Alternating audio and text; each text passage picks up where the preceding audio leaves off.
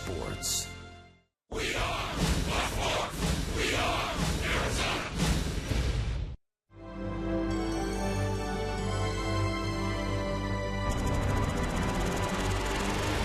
The Diamondbacks franchise rose from the desert in 1998, clothed in purple and teal, playing under the hot Arizona sun, yet boasting a glorious pool and a retractable roof. 1998 was the start of an amazing run. The Diamondbacks are on the board with their first run. As the years rolled on, the stars of Arizona baseball shone brightly. There's a catch. Incredible moments. Here comes a throw to the plate. He is out. Out there. That's a triple play, folks. Priceless memories. Finley has hit his third straight home run in this game. One incredible night. Tonight, we honor Diamondbacks past while celebrating the future of this proud franchise. Players will don the purple and teal. Fans will look back and smile. Welcome to Throwback Thursday.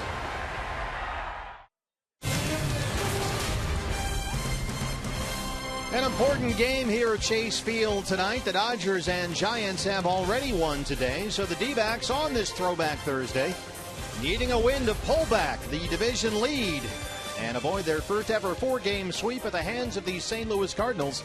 It's baseball from downtown Phoenix, the Diamondbacks and the Cardinals on Fox Sports Arizona. And good evening from Chase Field. Welcome to the broadcast. Steve Berthiaume, Bob Brenly along the way. Good to be back in purple on this Throwback Thursday. Trying to get one here, the finale of the four-game set versus St. Louis. And Bob, it's Ruby De La Rosa on the mound for the Diamondbacks. Yeah, certainly you hoped it didn't come down to the final game of the series looking for the first win. But Ruby's the guy you want on the mound. He has been red hot, 5-0 with an ERA just over 2.5 over his last 7 starts. He's been the go-to guy in the second half of the season. D-backs need him to step up again tonight. Trying to stay unbeaten in the second half of the season. He's been outstanding lately, but he's up against a very good young pitcher in Carlos Martinez. Yeah, this should be a good one. Two good young arms. Carlos Martinez really dealing this season for the Cardinals. The 12-6 record. One of 4 starting pitchers they have in double digits with wins. This guy may be the best of the bunch. Well, D-back Nation has already stepped up. $44,000 already in the kitty on our D-backs fundraiser broadcast tonight. Randy Johnson will join us in the TV booth, and we'll tell you more about how you can get involved in tonight's broadcast. That's all coming up next on Fox Sports Arizona.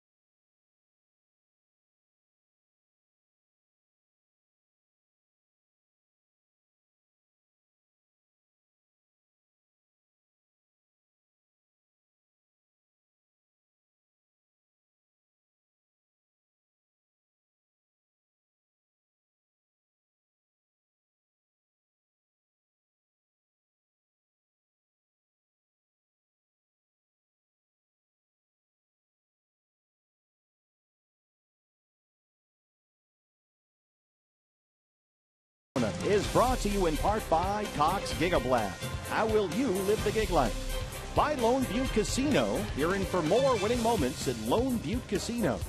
And by Jack in the Box.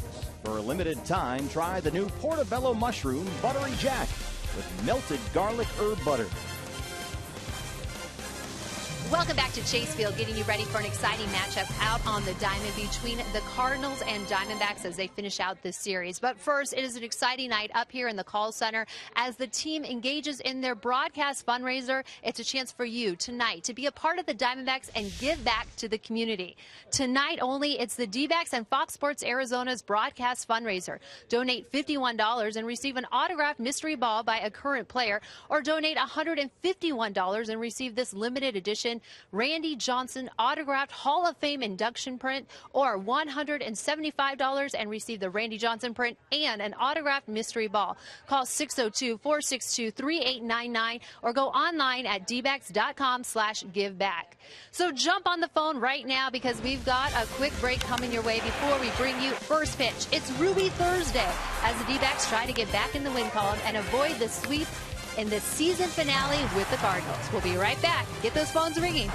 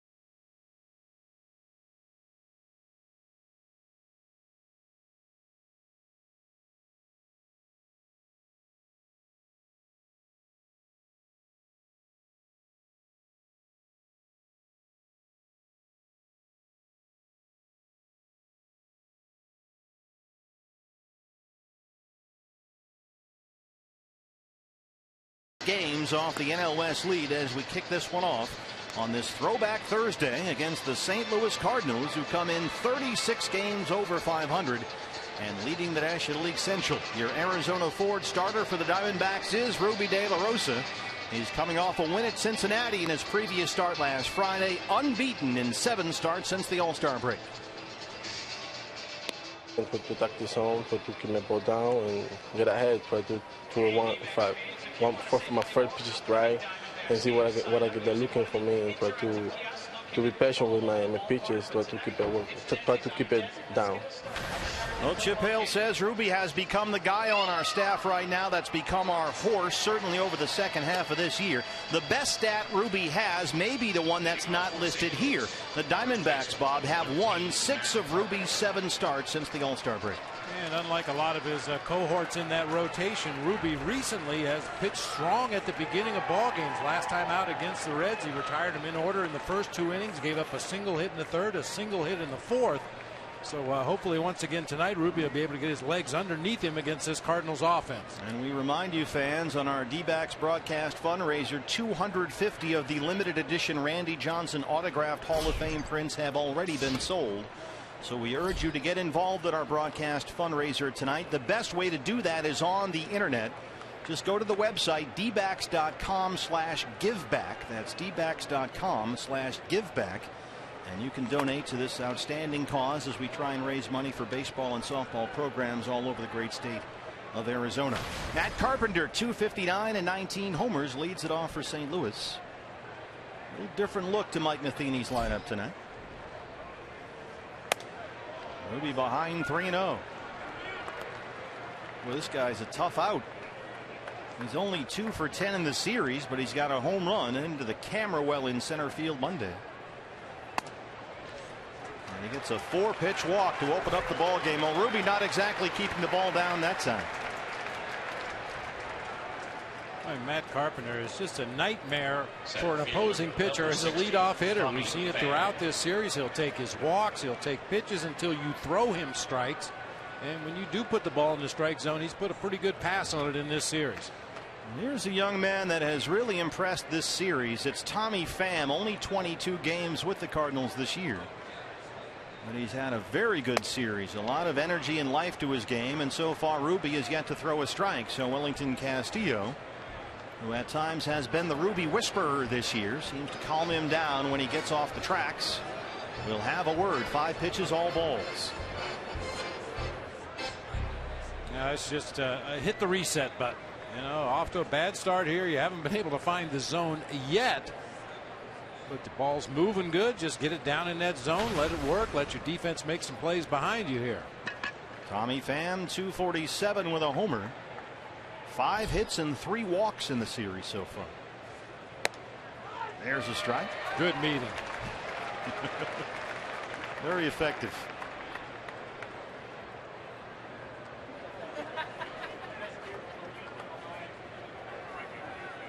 The view from the batter's box suites here at Chase Field.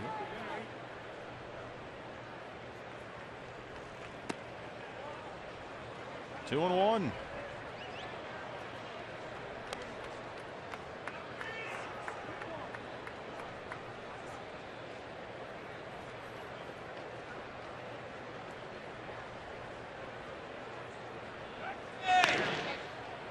Ruby said after his last start that he believes he's been pretty locked in and has been pretty focused in his recent starts. So that's already being given a test right here. The results have certainly backed that up. Hitting his spots, trying to be aggressive to the hitters, get ahead in the counts, but it's not gone that way so far.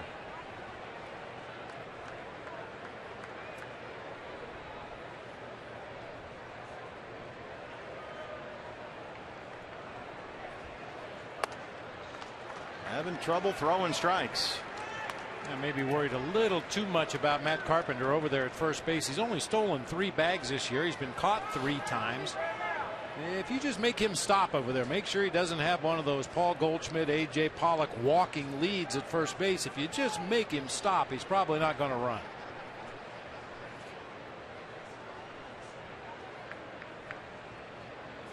Three and one to Pham. Carpenter holds, and that's another walk. He has walked the first 2 he's faced. So far, Ruby De La Rosa, 9 pitches, 8 of them balls. Mike Harkey. Lineup for Mike Matheny's Cardinals looking for the 4-game sweep. Matt Carpenter moves across the diamond to play first base tonight and lead off. Tommy Pham out in center field. Jason Hayward in right field. Johnny Peralta at shortstop. Colton Wong playing second base tonight with Brandon Moss in left field. Tony Cruz doing the catching tonight for Yadier Molina. Greg Garcia down at third base, and Carlos Martinez, the right-hander, on the mound. Well, Ruby since the All-Star break, we talked about that at the top of the show. 5-0 in 7 starts. His ERA during that span is 2.54. Coming off a win over the Reds in his previous start. 2 runs, 7 hits in 7 innings.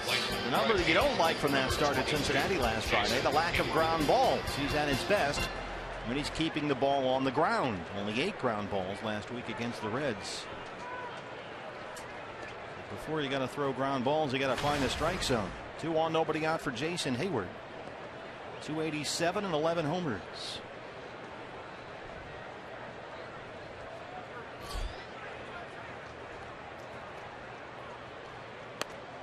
There's a strike, 0-1. Another good meeting. Unfortunately, you can't have a meeting before every pitch. A lot of tailing action on that two-seamer. Jim Joyce, the crew chief, is our plate umpire tonight.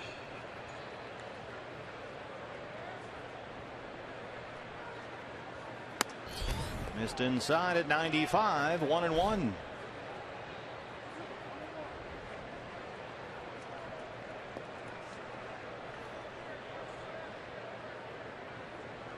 Seen Ruby different times throughout the course of the year have trouble early in either the first or second innings and then settles down after that. The question is how much damage can be done when he's struggling to get started. This is headed toward the seats, foul ground, and out of play.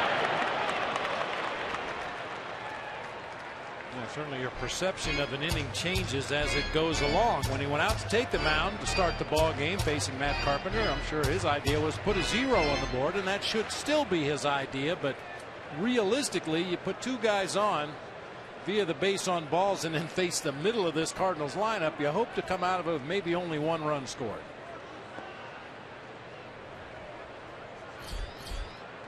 One and 2 on Hayward. Peralta on deck. He's the cleanup man tonight.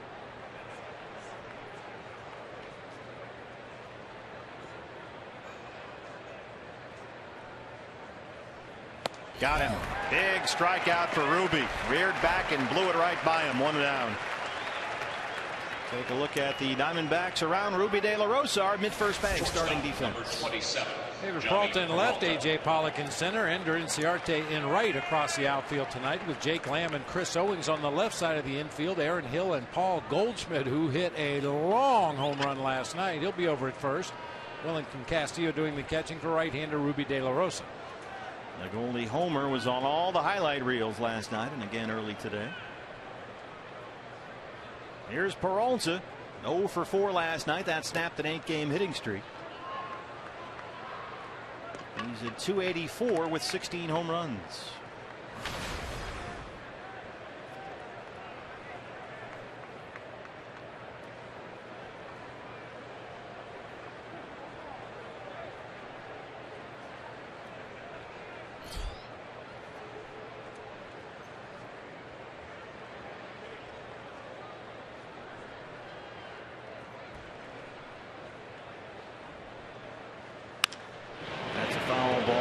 Told now we have already sold 300 of our 1,000 limited edition Hall of Fame Randy Johnson personally signed induction prints. You can get those for a donation of $151 at dbacks.com/giveback right now. The Diamondbacks Foundation teaming up with Fox Sports Arizona tonight, our annual broadcast fundraiser, and those are the Hall of Fame signature prints, and they are going fast. We've already raised, Diamondback fans have done a tremendous job, $55,000. 2-1. Each one individually signed by one of the most recent Hall of Famers, Randy Johnson. They're numbered.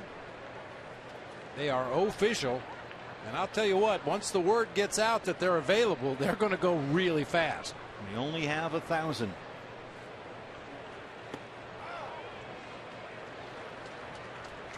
$51 donation gets you a mystery baseball autographed by a current D-backs player fans.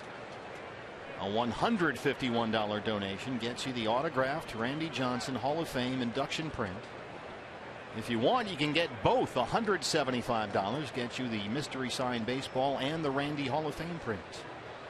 And all the money going to the Diamondbacks Foundation and Chase, part of our Chase Your Dreams program, which renovates high school baseball and softball programs in the Phoenix United School District.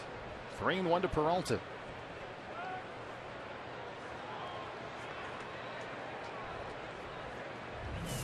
This is it. That's a good picture of the Hall of Fame print. You can see on the bottom left there Randy's HOF autograph. Not many of those around these days. We only have 1,000 and over 300 are already gone.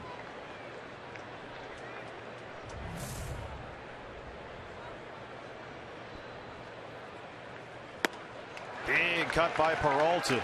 With that slider. I think it was a straight changeup that time. Started just off that outside corner with some downward movement. Oh, backdoored him. Yeah, good pitch.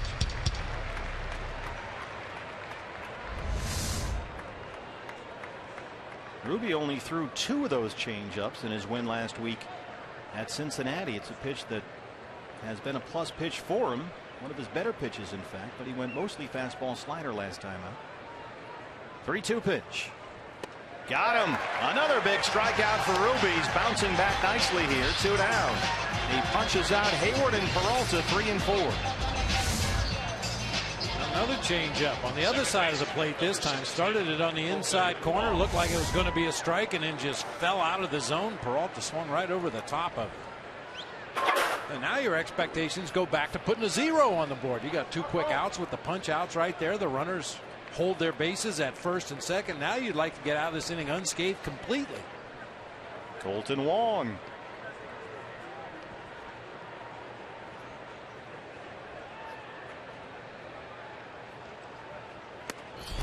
There's the strike. Wong 258 and 11 home runs. Do you think it's a matter early in ball games, Bob, for Ruby to get a feel, in Wellington Castillo as well, as to which non-fastball pitch is working best that particular night? I think that's a great point. You mentioned in Cincinnati we saw a lot more sliders from Ruby De La Rosa. I think he just had a good feel for it in that game. He was throwing it on both sides of the plate, was keeping it down really effectively against that Reds lineup, and the changeup was kind of hit or miss in that Reds game, but today it looks like he's got a good feel for the changeup early. Yeah, last week against the Reds, primarily 2-seam, 4-seam fastball, then the slider off of that. Carves that one the other way, and it lands in fair territory. That's a heartbreaker as Carpenter will score. He'll stop Pham at third. It's an RBI double for Colton Wong.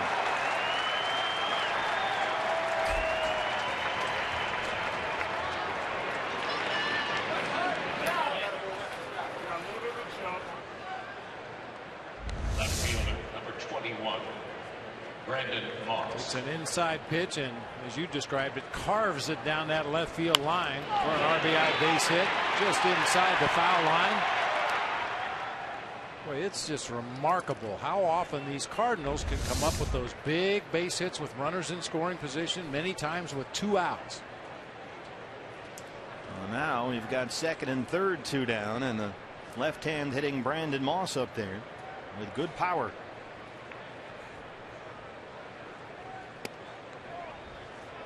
Moss just his 4th start for the Cardinals in left field this year. He was acquired at the trade deadline from the Indians for a minor leaguer.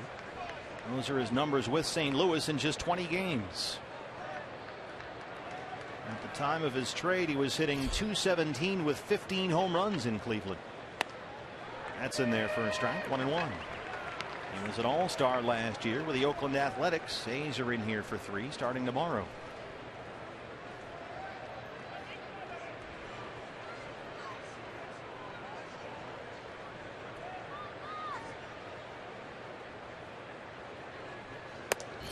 Missed upstairs at 97. 2 balls and a strike. Those are the numbers with both Cleveland and St. Louis this year. Brandon Moss had a very nice 3-year run in Oakland. 76 homers, 220 RBIs. He's got Pham at third and Wong at second.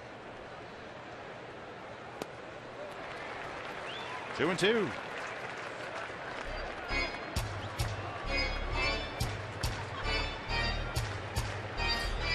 And a long first inning for a Diamondback starting pitcher. 26 pitches and more balls than strikes.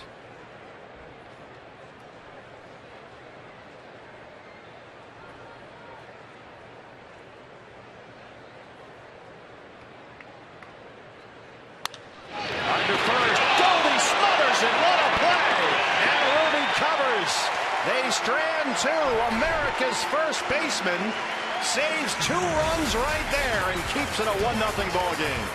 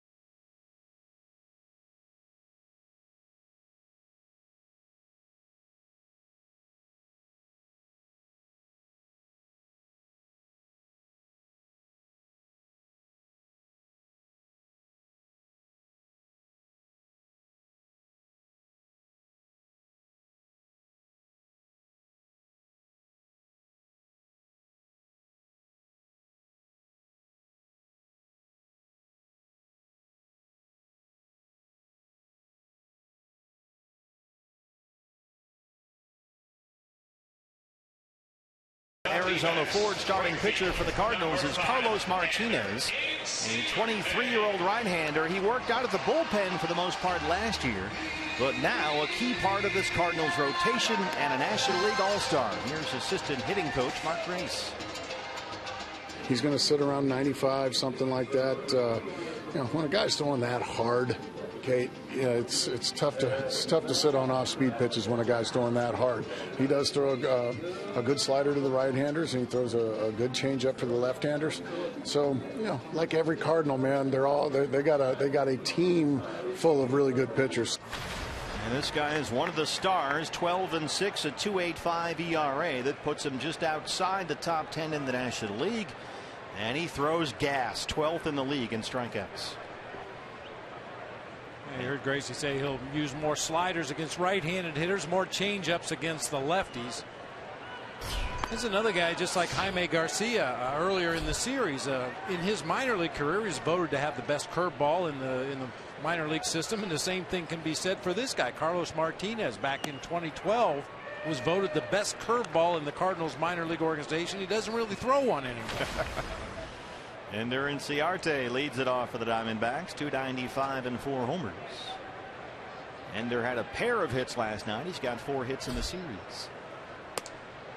And like Ruby De La Rosa, Carlos Martinez a little erratic out of the gate here. Martinez, you can see why he doesn't throw that curveball so much anymore. Averaging 96 with that 4-seam fastball, but just as big a weapon for him.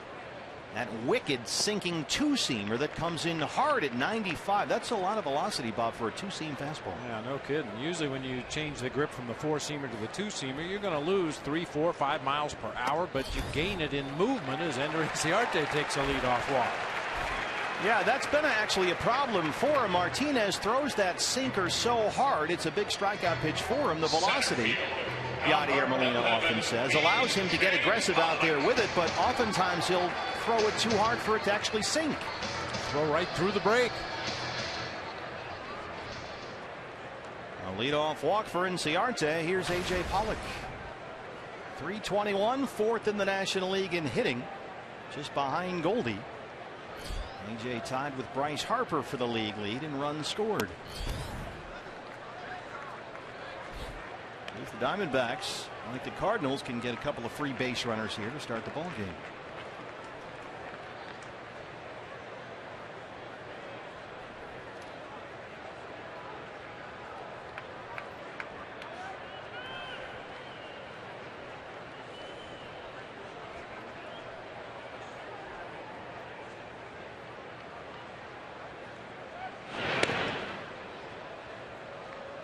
A.J. 0 for 4 last night, and keep this in mind with Inciarte at first.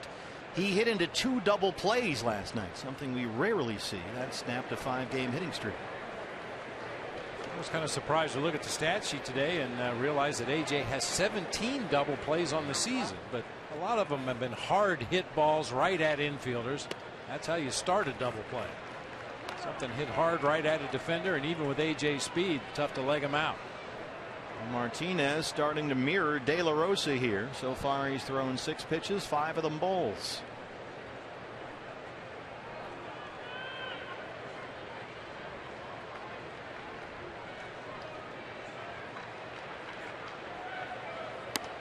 Here's a strike, 96.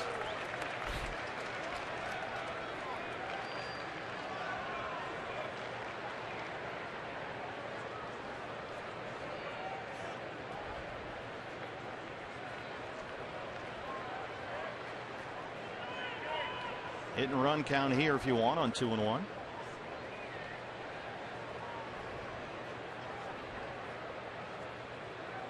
Ender holds it first. A.J. swinging a miss. I think Martinez has been a little too inconsistent in the strike zone to play hit and run this early in the game. You need the pitcher to throw a strike if you're going to play hit and run, or you'd like him to anyway. Make it easier for the hitter to put that ball in play and possibly pick a hole to try to shoot it through. There you saw the sinking action on that 2-seamer down and into the righty at 95. That's just a nasty pitch. Reaches out and taps it to short. Peralta, Wong, Carpenter, they roll it. Another double play for A.J. Pollock.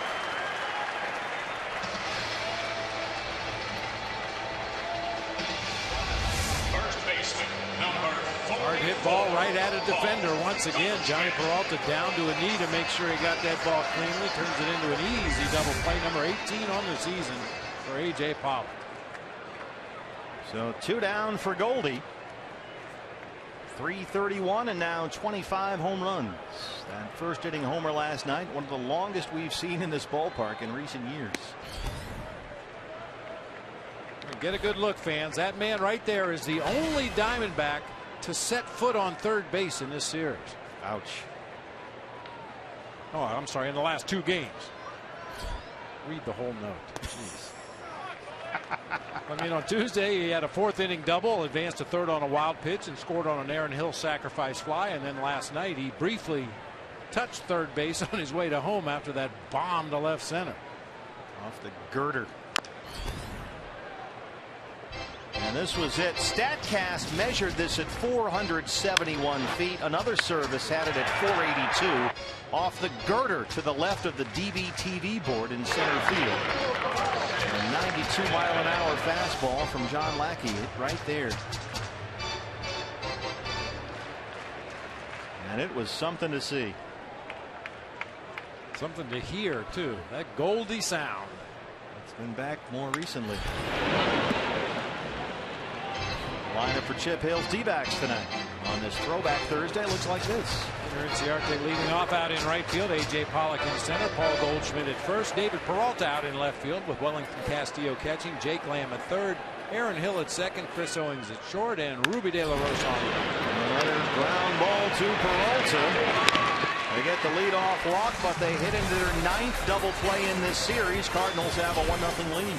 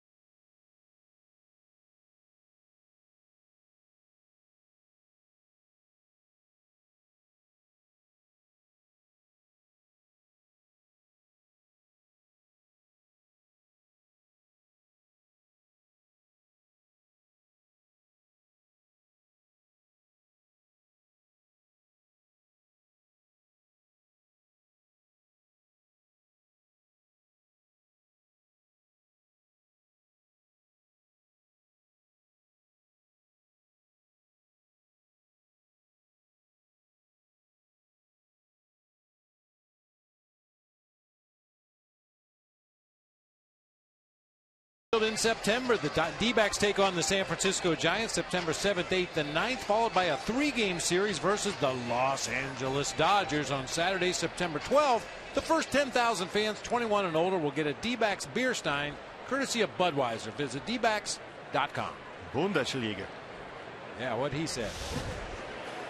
There you go. Nice cold beer at the ballpark. Chase Field, downtown Phoenix. Diamondbacks and Cardinals, the finale of a 4-game set. St. Louis with a 1-0 lead as the catcher Tony Cruz leads off the second. Yadier Molina with the night off tonight. A rare night off indeed. Tony Cruz 177 this year. He's had only 2 extra base hits all season. This is just his 14th start.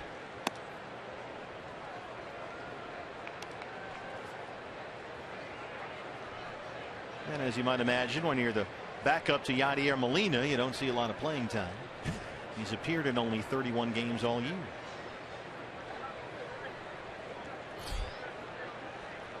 That's way out of here. He jumped on it. Well, now he's got 3 extra base hits this year. 2-0 Cardinals. The 26th home run given up this year by Ruby De La Rosa.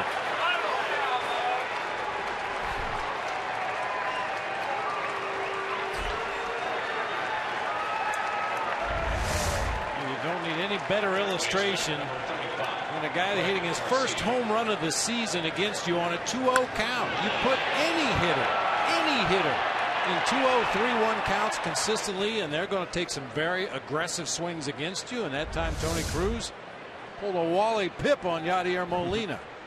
It's the 4th career home run for Cruz, and you heard Ruby De La Rosa at the start of our broadcast say the key for him, and he knew it, was keep the ball down. Well, he got behind in the count and left one up to Cruz, and he crushed it. Greg Garcia, the 3rd baseman tonight. And again, De La Rosa behind in the count, 2 balls and no strikes. Garcia, only 30 plate appearances this year, 296 with a home run.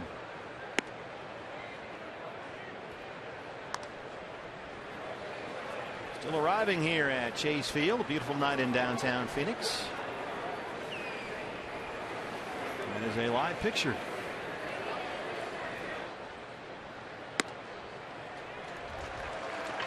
Third walk issued by Ruby De La Rosa. He has walked 3 of the first 8 he's faced tonight.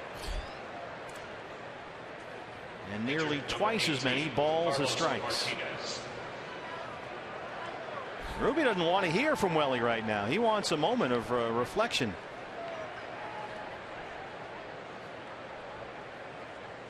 Sort of stepped off the mound in the middle of that discussion.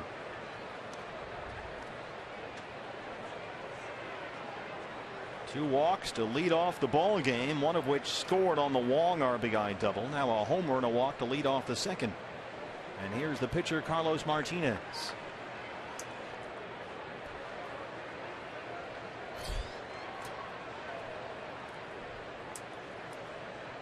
Jake Lamb halfway in from third.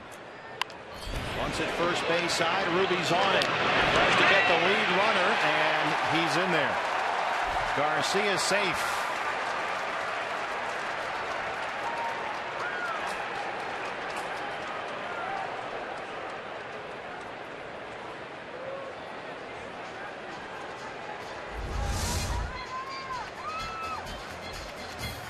I think Ruby De La Rosa caught Chris Owings by surprise out there at second base. I think CO thought Ruby was just going to pick that ball up and take the sure out at first base, but instead he fired to second and caught CO kind of behind the runner that time.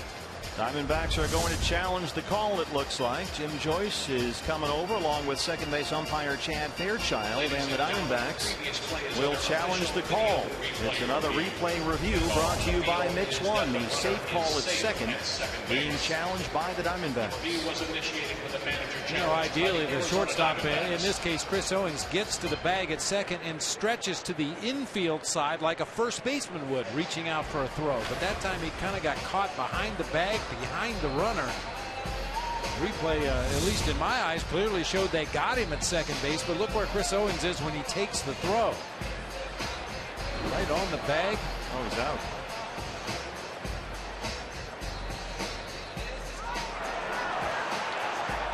And fans, while we have a moment here, we'll take another look, but remind you, this is our annual broadcast fundraiser tonight. The Arizona Diamondbacks Foundation and Fox Sports Arizona teaming up. Proceeds from this year's event benefit the D-backs Chase Your Dreams program and the USO. And the best way to get involved is on the website, dbacks.com/giveback. A $51 donation, you'll receive a mystery baseball autographed by a current D-backs player. The big item tonight, a $151 donation, and you will receive one of only 1,000 limited edition Hall of Fame induction prints personally signed by Randy Johnson.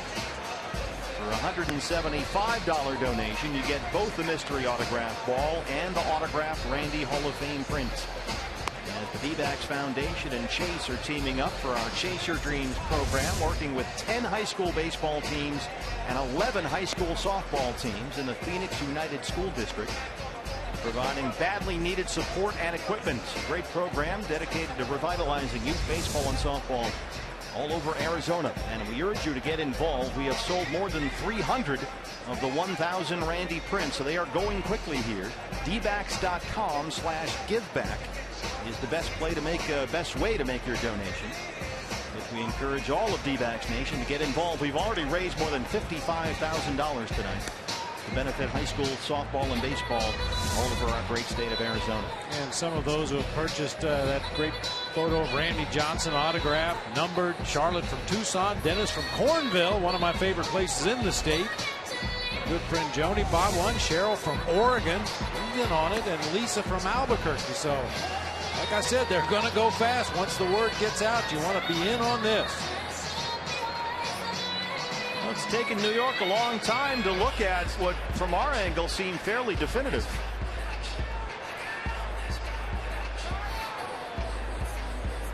Yeah, this is a little bit of a puzzler here.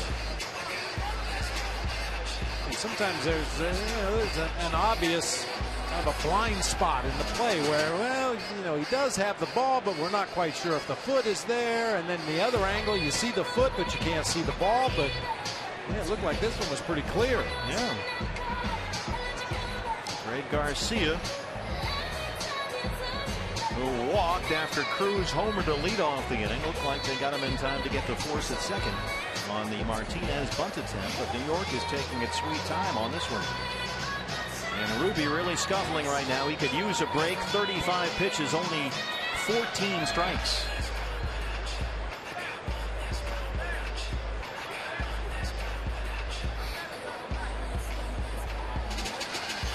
Dodgers won today. They beat the Reds in Cincinnati 1-0.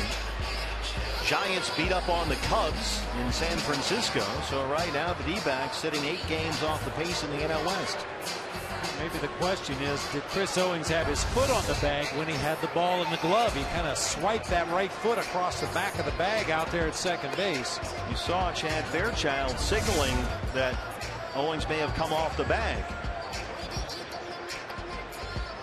But he doesn't have to extend to collect the throw there. That seems more like the neighborhood play, where it's a safety issue. He's not extending and coming off the bag to take the throw that time. His momentum may have carried him off the bag because he was scrambling to get to the base in time, but he didn't have to go off the bag to get the throw.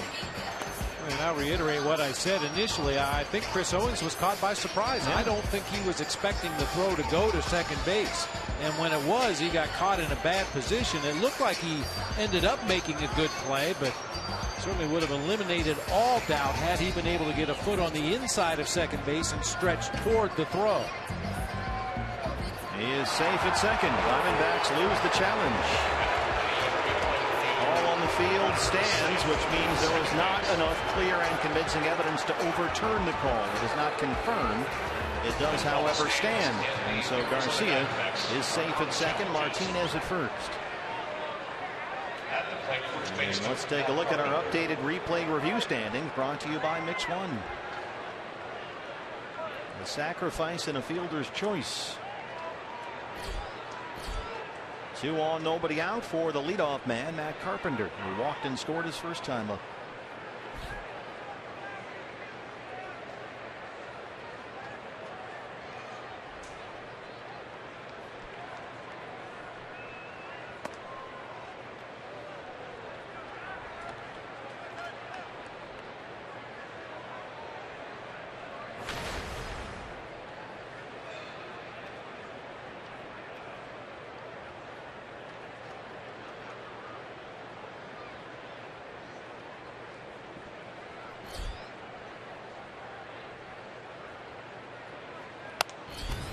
Elevates with that fastball at 95. Gets back even 1-1. Chase Field, downtown Phoenix. The finale of a 4-game set. Diamondbacks and Cardinals. D-backs 0-6 versus St. Louis this year. In fact, dating back to last season, the Cardinals have won 7 straight and 12 of their last 13 against the Diamondbacks.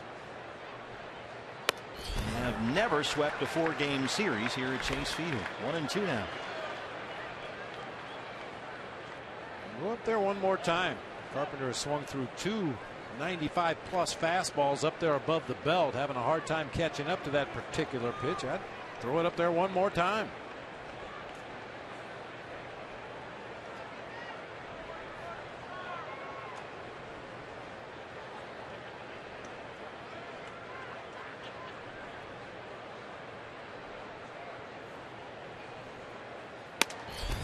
To come inside, missed at 97. It's even 2-2.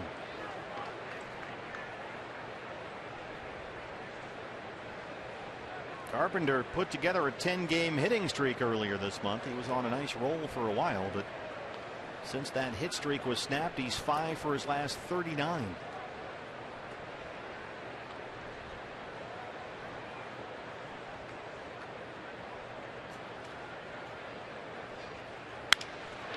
It the other way, and that's a fair ball. Garcia will score. Martinez, the pitcher, will stop at third, and it's 3-0 St. Louis.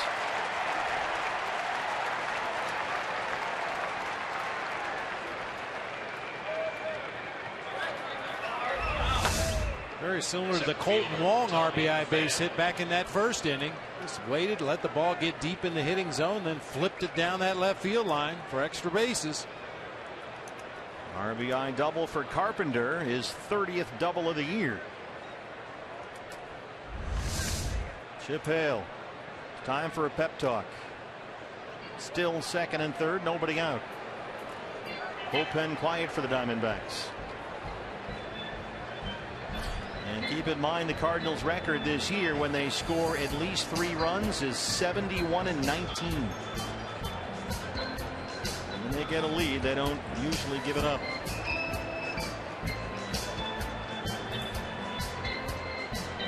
It's one of those starts, Bob. We really haven't seen this from Ruby since the All-Star break. We saw it from time to time in the first half of the season, where he's just got to get his head in the game here. And every once in a while he would have an inning where he'd seem to wander a bit, but he's just not been, it seems, locked in or comfortable out there since the get-go.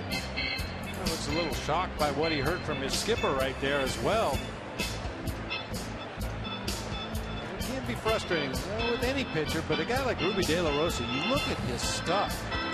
Mid-90s with diving movement, and the slider when it's good is one of the best in the game. The straight changeup is outstanding. And then you see an outing like this tonight, and it just makes you scratch your head. He's either missing the zone by such a wide margin, the Cardinals aren't even thinking about swinging at it, or he's throwing them right down the happy zone. Well, one more hit, and it's going to get ugly here. Tommy Pham walked his first time up, 0-1.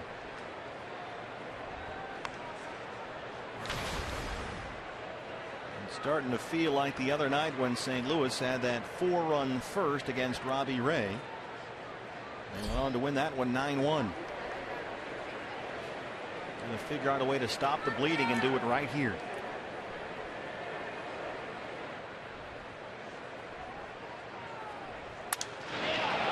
In the air to shallow center. AJ has it. Martinez, the pitcher, will stop at third. Took a step or two at best. They retire Pham for the first out in the second.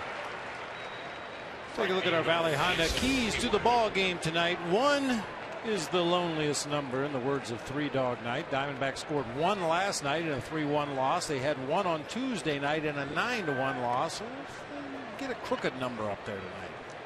And the second key is number 51 tonight. All about the RJ poster and the opportunity for Diamondbacks fans to get involved, do something good. Only 1,000 limited edition Hall of Fame induction prints, personally autographed by Randy Johnson, available tonight. A donation of $151 gets you one of the prints. dbacks.com/giveback. Peralta's underneath. Martinez at third, and he will stay put one more time. We have already sold, fans. You got to get on this. We have sold half of our 1,000 prints. Half of them are already gone. Diamondback fans doing an outstanding job. We've raised over $85,000. If you want, you can call the number right there. Operators are standing by, but the best way to do it is use the website, dbacks.com/giveback.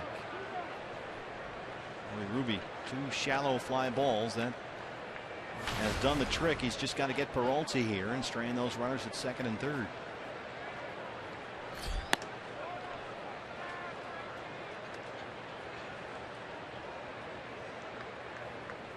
Peralta 3 for 13 in the series on this Throwback Thursday. Purple all over the ballpark tonight.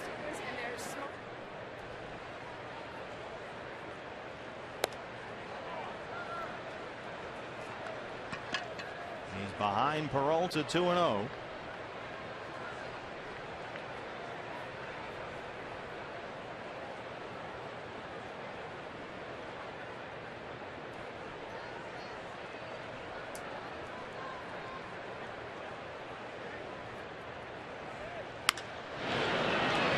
Foul. It's a big out to get here. Peralta has been one of their best bats lately, hitting over .330 during his last 15 games.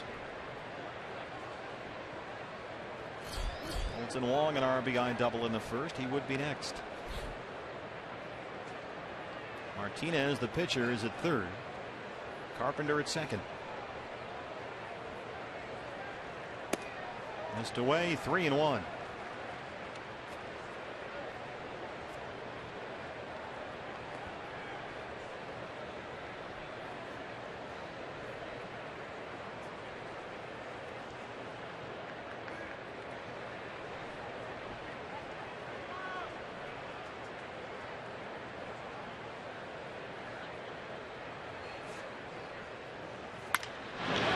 Tapped to shortstop. Chris Owens. Ruby strands two, gets 3 big outs right there after the Carpenter double, but he's down 3-0. Operators are standing by. Our charity fundraiser. Half the prints are already gone, fans, so get on it. Make the phone call or dbacks.com/giveback. Back after this.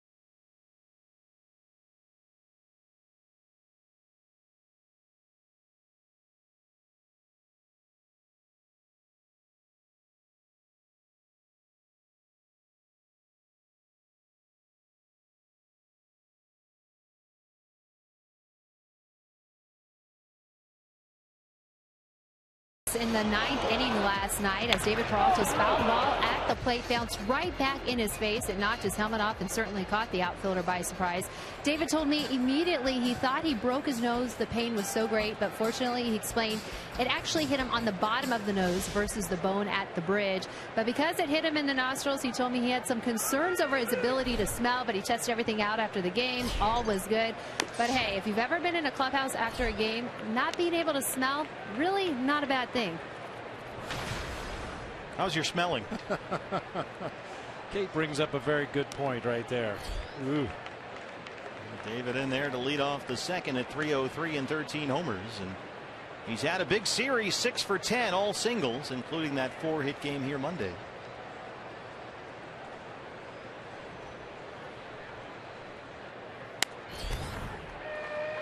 Two and one. The best batting average in the league in the second half of the season. David Peralta, .375 since the All-Star break, and he's got another base hit. Single starts off the D-back second. By the way, we did hear from Major League Baseball on the play at second that the Diamondbacks challenged, and MLB says that after reviewing all the relevant angles, the replay official could not definitively determine that the fielder touched second base with his foot prior to the runner sliding into second. So the call stands. The runner is safe. That's what they told us anyway.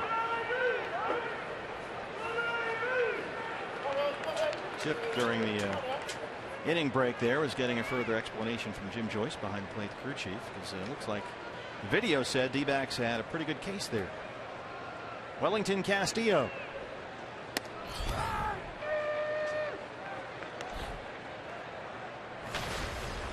Welly 242 and 17 home runs, 15 of those homers coming as a Diamondback. 2 for 7 in the series with a homer. He had the night off last night.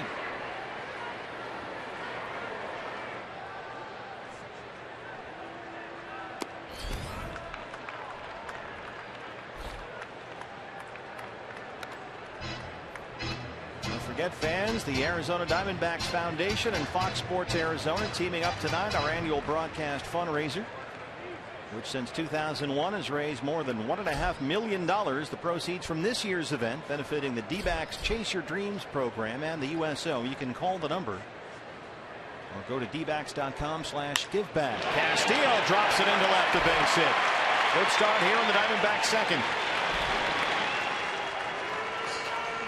And Randy Johnson will be joining us coming up shortly in our TV booth for part of the ball game.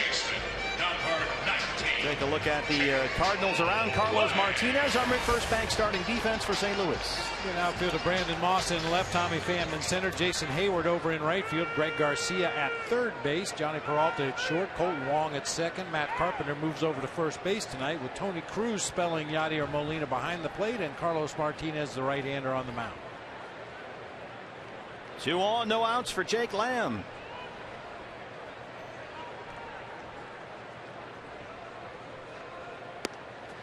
Ball 1. Jake hitting .268. He's got 5 home runs.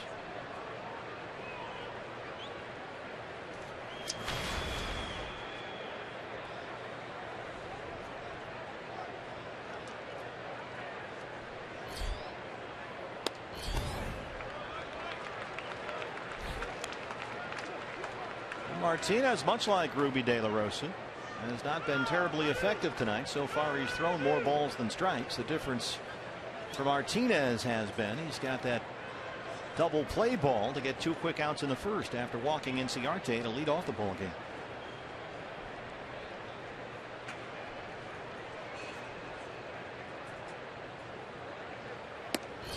And he's behind on Lamb, 3-0.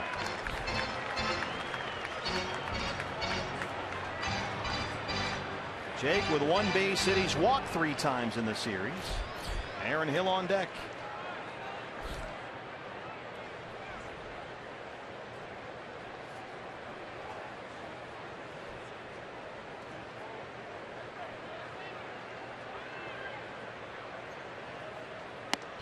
There's a strike. 98 from Martinez. It's 3-1. This guy throws hard. Hey fans, anytime the D-backs score 5 runs or more, Taco Bell is giving away 3 free tacos with the purchase of a large drink between 4 and 6 the following day at participating locations.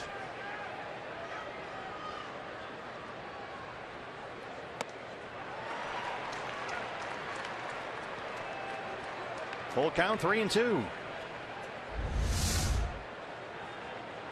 Boy, look at the movement on that pitch. Wow.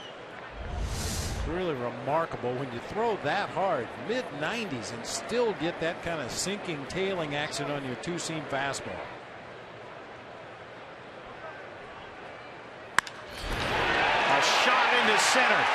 Peralta had to hold up. Andy Green's going to wave him home. He will score, and it's 3-1. Jake Lamb, the RBI single, gets the D-backs on the board. And 3 straight singles to open up the Diamondbacks second. Everybody wants to drive the bus. That was a bullet. That sure was. Carlos Martinez is lucky that ball was to his glove side where he could kind of lean back out of the way as he tried to snare it, but that got by him in a heartbeat. right by Colton, long on out into center field. David Peralta will come around to score the first run for the D-backs. Diamondbacks trying to answer here. Now batting, second baseman, number 2. So it's Castillo at second, Lamb at first. Still nobody out, and here's Aaron Hill.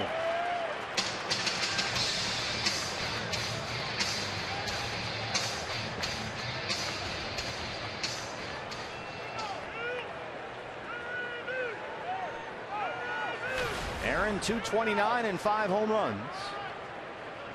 2 for 10 in the series.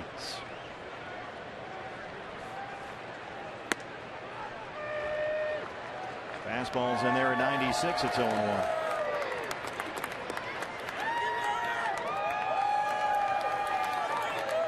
The ASU contingent out there in right field.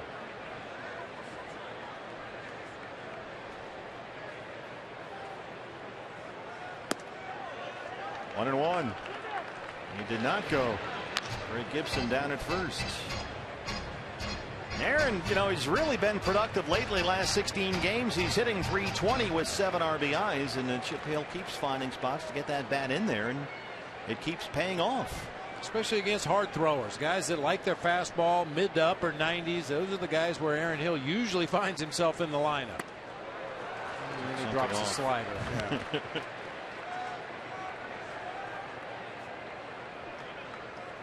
Crushing that D-bat dog.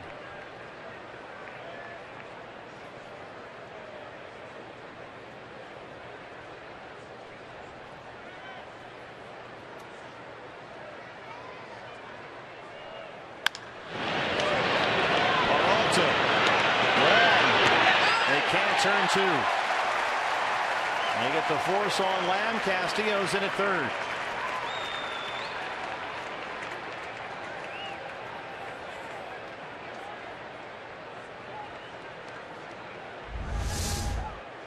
Peralta has to move several steps to his right. That basically eliminates a chance at a double play right there. And Aaron Hill hustling down that first baseline realizes he's got to bust it to keep this inning going. He's able to leg out the relay throw to first base. Mike Matheny waiting on their replay crew to check it out. Diamondbacks have lost their challenge. See if Mike Matheny wants to gamble his right here. And yes, they will challenge the call at first. Headsets are going back on.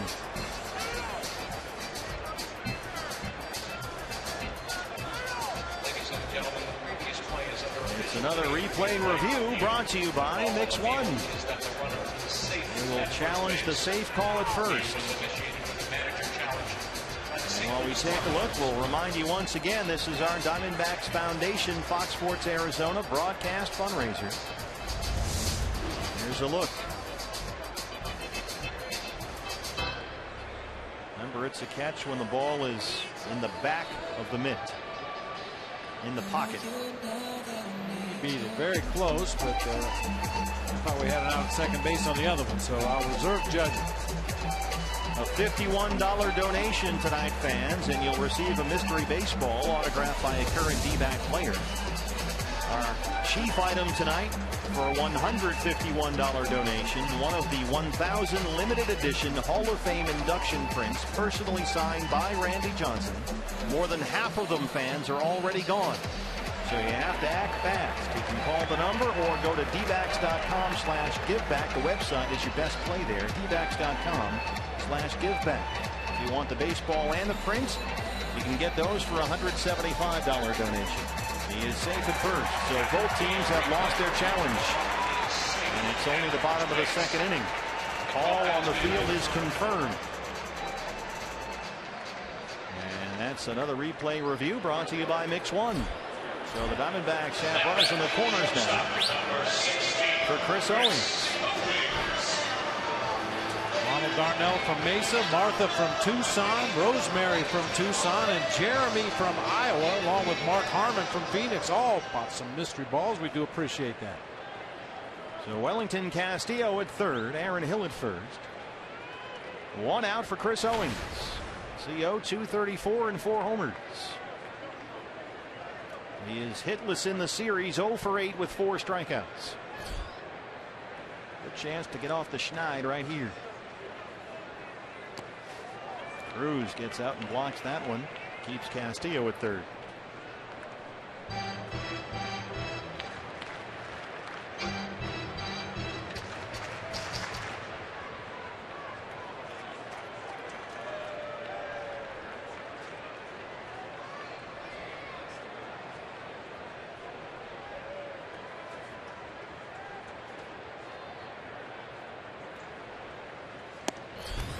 Two and 0.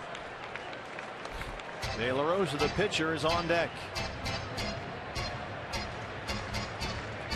But Ruby at times has been a hitter this year if it comes down to that. Throwback Thursday.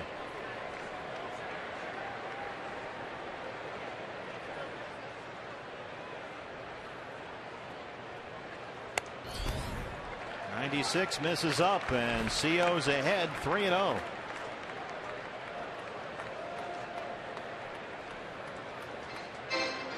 Over the $102,000 mark in our charity fundraiser tonight. We have sold 573 of the 1,000 limited edition personally signed Randy Johnson Hall of Fame prints. And it's a 4-pitch walk to Chris Owings. They're loaded with 1 out for Ruby. Second walk of the ball game issued by Carlos Martinez. Number 12, Ruby.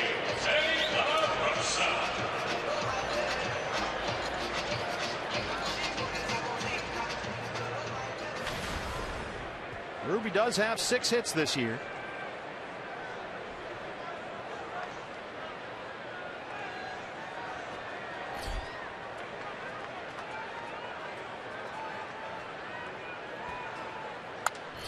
Chops it into the Cardinal dugout.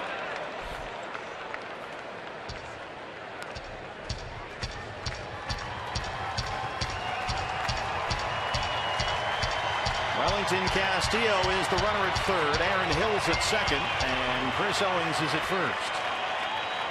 And you know, Carlos Martinez with that hard 95-mile-an-hour two-seam sinker, looking for a double play ball here if he can get it. 97, he's ahead 0-2. Just make 1 out. That's the key. Yeah, that's what you're hoping for right here. Obviously, you'd like to see Ruby De La Rosa split a gap or roll one through the infield for a base hit. But the reality is you just don't want him to hit into a double play. Give Ender Inciarte a shot with some runners on base, even if there's 2 outs in the inning. Just avoid that double play ball. Diamondbacks have already grounded into 9 double plays in this series.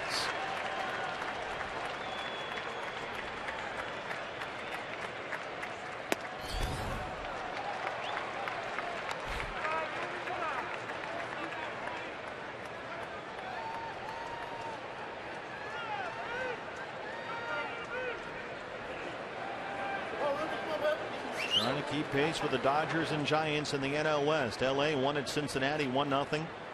Giants blew out the Cubs in San Francisco. Popped it in there for the strikeout. First strikeout for Martinez. 2 down in the second. As we said, not the worst thing that could happen right there. Now Ender Inciarte will have an opportunity to hit with the bases loaded with 2 outs in the inning. Ender walked his first time up.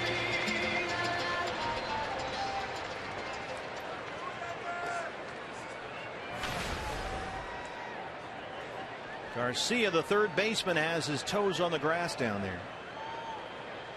Carpenter playing behind the runner. Owings at first. Bases full, 2 outs.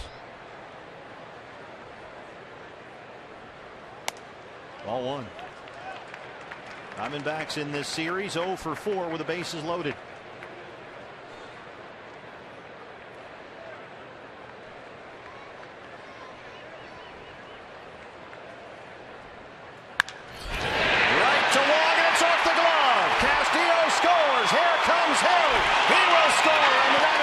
Tied the ball game. A hot smash right to second off the glove of Colton Wong, and it's 3-3.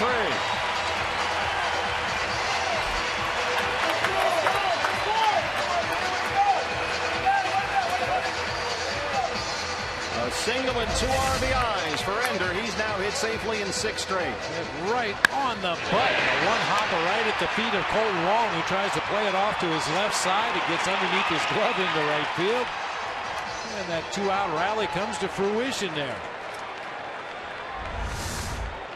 That was a smash right at the second baseman.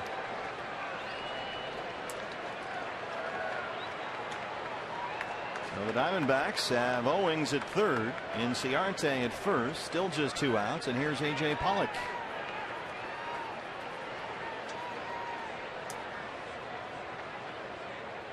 A.J. hit into a double play his first time up.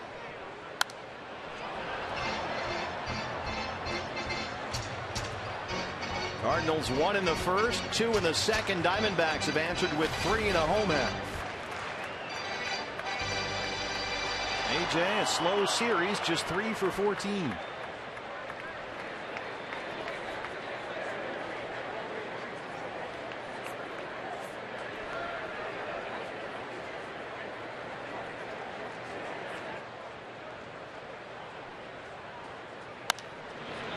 He's down 0-2.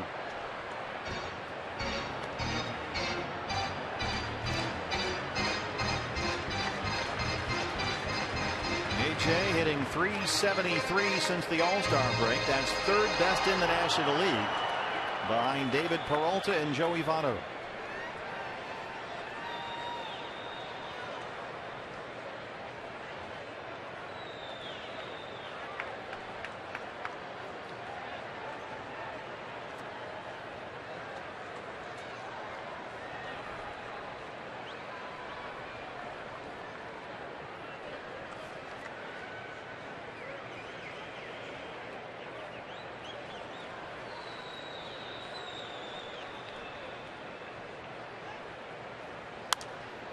In the seats.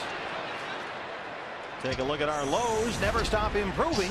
Player of the game. Dynamic duo for the D-backs here in the month of August. How about that? 1 and 2 in the league. The days of being Goldie dependent are long gone.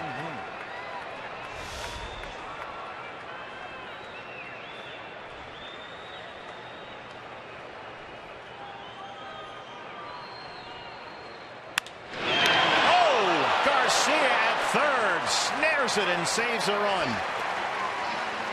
AJ has an RBI taken away, and it stays 3-3. Coming up next, Randy Johnson, the Hall of Famer, joins us in the booth. He's What's Next, brought to you by CenturyLink. We'll talk to the big unit about his giveaway item tonight. Don't forget, fans, dbacks.com/giveback.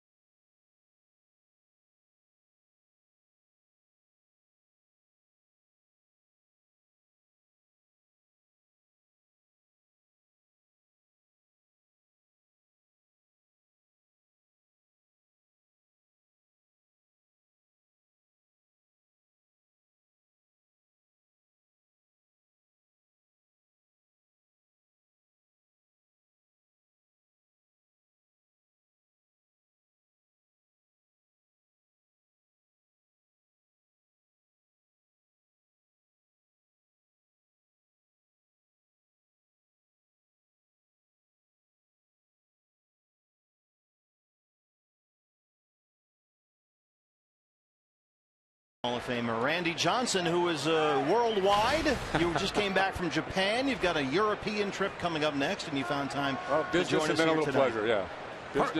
Business with the Diamondbacks. We went over to Japan and did some goodwill baseball clinics. Watched some baseball over there. Got back last Sunday, and now I'm going to go on a little bit of a photography expedition in Europe now. Were you going anywhere special? Well, you're going to have to follow me on Instagram. Nice. Yes. I recently got on Instagram for the sole purpose of sharing my photographs and some of the experiences that I have. So if you want to follow me, it's RJ51 Photos.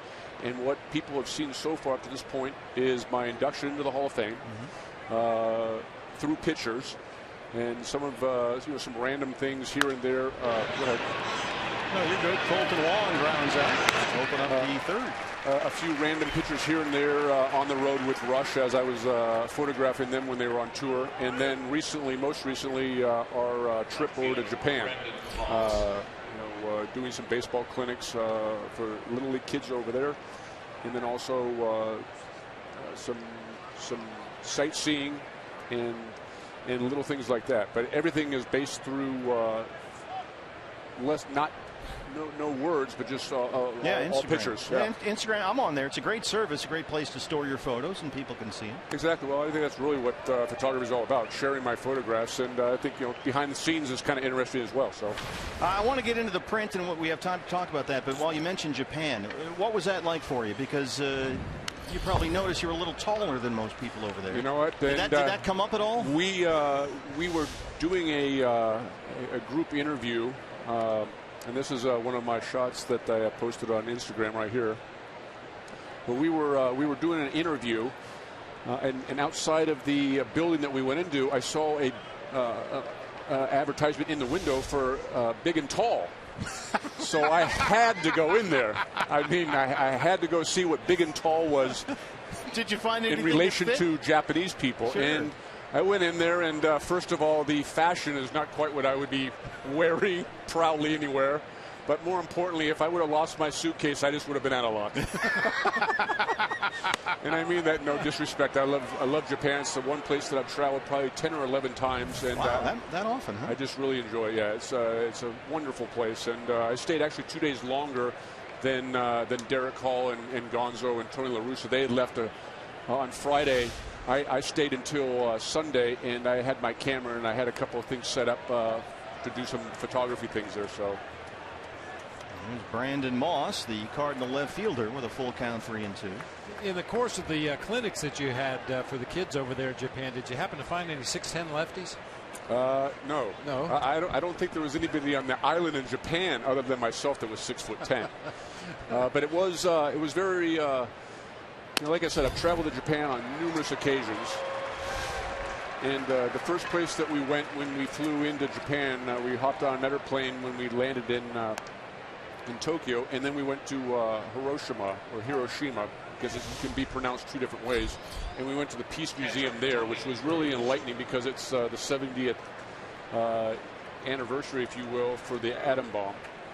And so we went into the museum there, so that was really interesting to gain knowledge of that and see it firsthand. And then we also went at a later date. We traveled up north in a small remote area up towards Sendai, where the tsunami did a lot of its damage, and that's where we did some of the baseball clinics there for a lot of the young kids that played Little League up there. So I would do something with the pitchers. Gonzo worked with the hitters, and Tony La Russa worked with the infielders. So I just found the two areas that I went, I'd never been before, and I just found that along with watching baseball games, which was fun, it was also rewarding from a historical standpoint, and a very gratifying moments as well to share time with young kids that were stricken by hardship, that some may have been directly affected by losing their homes or family members. And I just thought that it was really a great moment to be there. There's Tony Cruz, the catcher, after the walk to Moss. I know since your first USO tour about 5 years ago, you've been, I believe it's 40 different USO events all over the world, and part of the effort tonight in our broadcast fundraiser goes to help the USO. Can you tell fans about that? Well, I didn't have a lot of time outside of baseball to do a lot of things such as the USO activity that I've really gotten into since I retired. So the moment that I retired, and we got a balk there. Yeah, Ruby De La Rosa balks Moss to second. So when I retired in 2009, I told the USO and a gentleman that is affiliated with the USO that had asked me if I wanted to go. I said yes. The moment I retire, you can ask me, and I will pack my bags and I will go anywhere and as often as you want me to. So the moment that I retired, my first tour I went on a USO tour was to Iraq and Kuwait City. And from that point on, 2010, I believe, and I don't remember now because it just so meshed together, I've been on at least 8 or 9 tours. At some times, I've gone on 2 tours in a year. Most recently, I was at the DMZ. I flew into Seoul, South Korea. Then I went into where North and South Korea butt up right there. Wow. And then I've also been into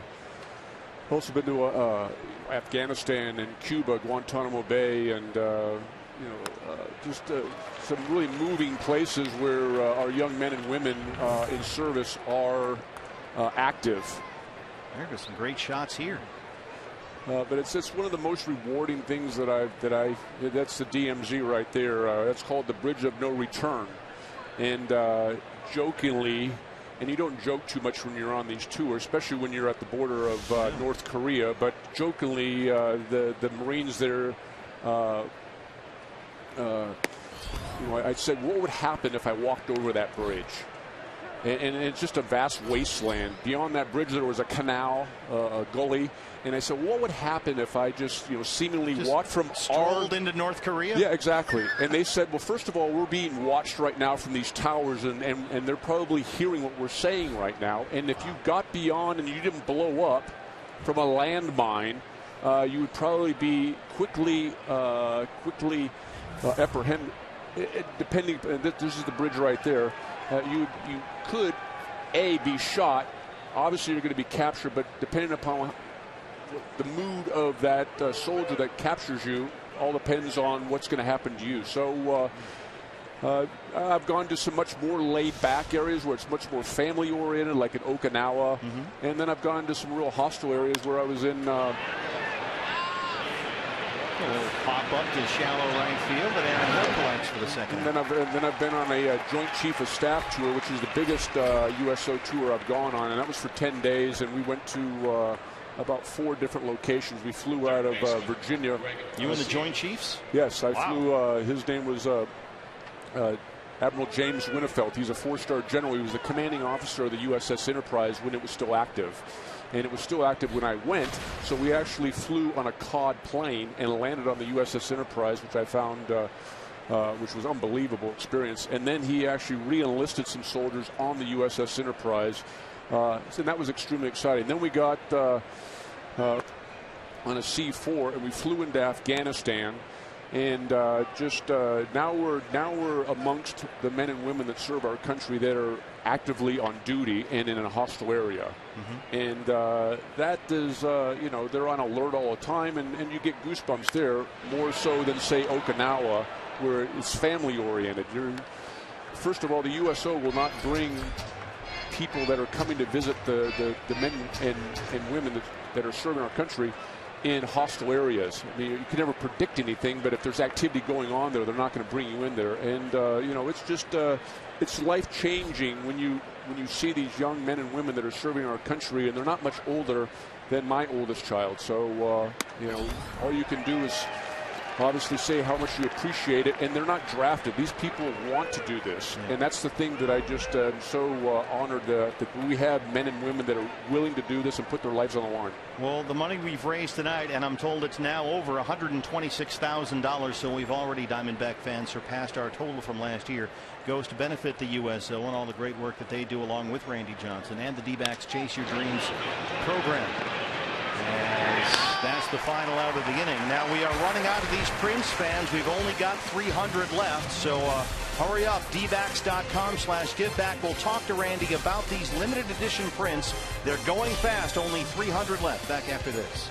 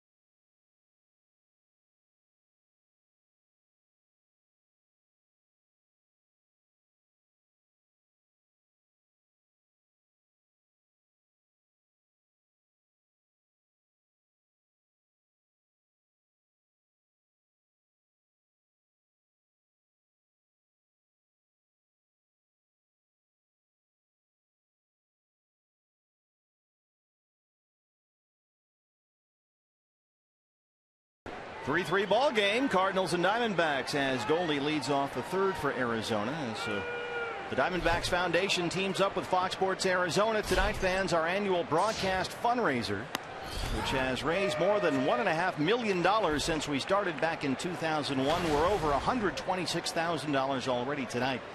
And the proceeds from this year's event benefit the D-backs Chase Your Dreams program and supports Randy Johnson's involvement in the USO. And the Hall of Famer is with us in our booth here. And the key item tonight, we've talked about this, we showed it to you a moment ago, $151 donation, and you will get one of only 1,000 limited edition Hall of Fame induction prints, personally signed by Randy. $51 gets you a mystery baseball autographed by a current Diamondback player. For $175, fans, you'll get the mystery autograph ball and the Randy Johnson print. So, Randy, here's this print, which is a gorgeous item. And that's your signature with the HOF, which is a big deal. Not a lot of those out there. There's only 1,000 total. We've only got 300 left. What was it like to sign 1,000 of those? I signed. I didn't sign them all at one time. I believe it was signed 500 one day, and then I felt like, I want a real nice signature on this limited edition print. So I came back the next day, 2 days later, and finished up. Martinez knocks it down, tries to recover, and makes a nice play to get Goldie. So basically over 2 days I signed the 1,000 prints, but I was really pleased with how the print looked, and I think anybody that's buying this is buying something special from a baseball standpoint, but also they're doing a great service to their country. It's putting funds in the USO, and the USO do a lot of hard work in bringing entertainment to our troops around the world, and under various things like that. So I couldn't be more proud to be a part of this, and I just thank each and every person that has spent their hard-earned money on this limited edition print. Thank you very much. And the Diamondbacks Foundation and Chase teaming up for our Chase Your Dreams program. As here's David Peralta working with 10 high school baseball teams, 11 high school softball teams in the Phoenix United School District, providing support and equipment. They're starting field improvements. In fact, some of the field renovations begin as soon as next month. And so we're really doing a lot to help baseball, Randy, all over the valley. And these funds are going to be split equally. Half is going to what you were just talking about, the other half to the USO. And in relation to the baseball ballparks, there's a lot of ballparks that need to be renovated, and there's a lot of kids out there that don't have the proper equipment and coaching and a field that they can actually play on, and I'm proud to be a part of that as well, because to get kids off the street and get them on a baseball field and allow them to do something that they want to do in an area that they can do it now, it's a great thing. And we do have operators standing by. There is a phone number that we can put on the screen in a moment here, the phone number. But fans, the best way to do this, and again, time is running out. We are running out of prints. The best way to get one is on the website, dbacks.com/giveback, or call 602-462-3899. dbacks.com/giveback. Here's Wellington Castillo. DB, did you ever have to sign your name 1,000 times in one sitting? I actually did. And like Randy, I busted it up over 2 days, because after a while you kind of forget how to sign your own name. You really do. And then all of a sudden it goes from legible to what is that? and like I said, I took a lot of pride. This is a limited edition print, and I want someone that buys this with their hard-earned money to know that that's my signature, and I took a lot of pride in that. So it's not easy. No, it isn't. We can't thank you enough for getting involved, because we are doing great on the total, over $126,000 already. So we've passed last year, and we still have a few prints to go here. So it's been kind of a whirlwind summer for you, between the traveling, the Hall of Fame, signing all these prints, and now you're getting ready to go to Europe. And having my number retired here. It's been an unbelievable year. It's just been a whirlwind in a great way. I'm really looking forward to the Japan trip that I just got back from with the Diamondbacks. That was more of a business, if you will, business trip. But this trip that I'm going on is strictly enjoyment. You've earned it. Relax a little bit. And something that I'm going to be doing now on this trip is my passion, photography. And I'm looking to take a lot of photographs and come back with a lot of photographs, and then be able to get some of these prints made up. And then I'm looking to hopefully at some point, if not the end of this year, the beginning of next year, have some type of art exhibit. Well, Randy, you can stick around for another Sure, why inning or not? so. Great. We're going to stay here with Hall of Famer Randy Johnson when we come back. D-backs and Cardinals all tied at 3.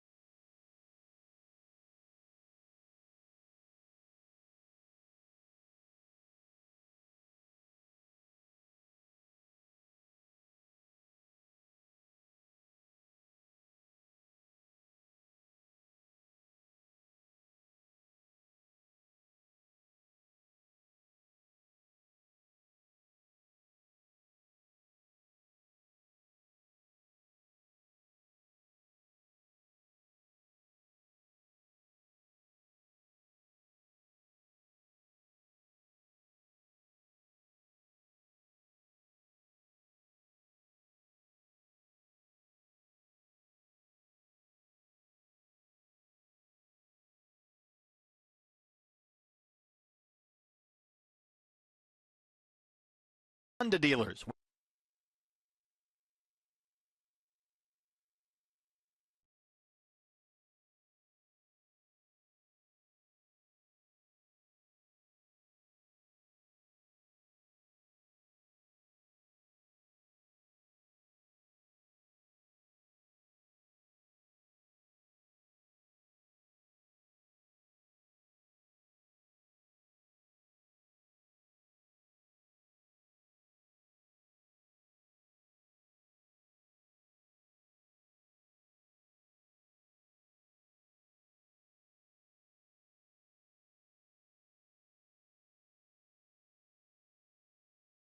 Brought to you in part by your Valley Honda dealers, where you'll get more standard features for less money.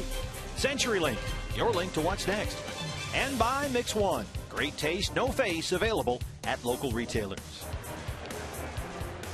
Arizona Diamondbacks Foundation and Fox Sports Arizona teaming up tonight, fans, for our annual broadcast fundraiser. The Cardinals and the Diamondbacks 3-3 as we start the 4th inning. A $151 donation gets you one of 1,000 limited edition Hall of Fame induction prints that Randy Johnson has personally signed, and the Diamondback Hall of Famer is with us in our broadcast booth as Carlos Martinez leads off the St. Louis 4th against Ruby De La Rosa. Randy, Ruby, it looks like, has settled down a little bit. Well, he has, and that's a good thing. And then our offense responded in getting us back in the game. So now we have a ball game. I'm told we have sold 783 of the 1,000 limited edition prints, so we're over $140,000. Diamondback fans, Bob, doing a tremendous job. As usual, every time we ask them to step up, they do it in a big way. Tonight, no exception. Well, Ruby at 70 pitches, only 32 strikes. Did you ever have a night? Well, I'm asking you because you talked about this a lot earlier in your career, where we saw Ruby early. He couldn't throw a strike.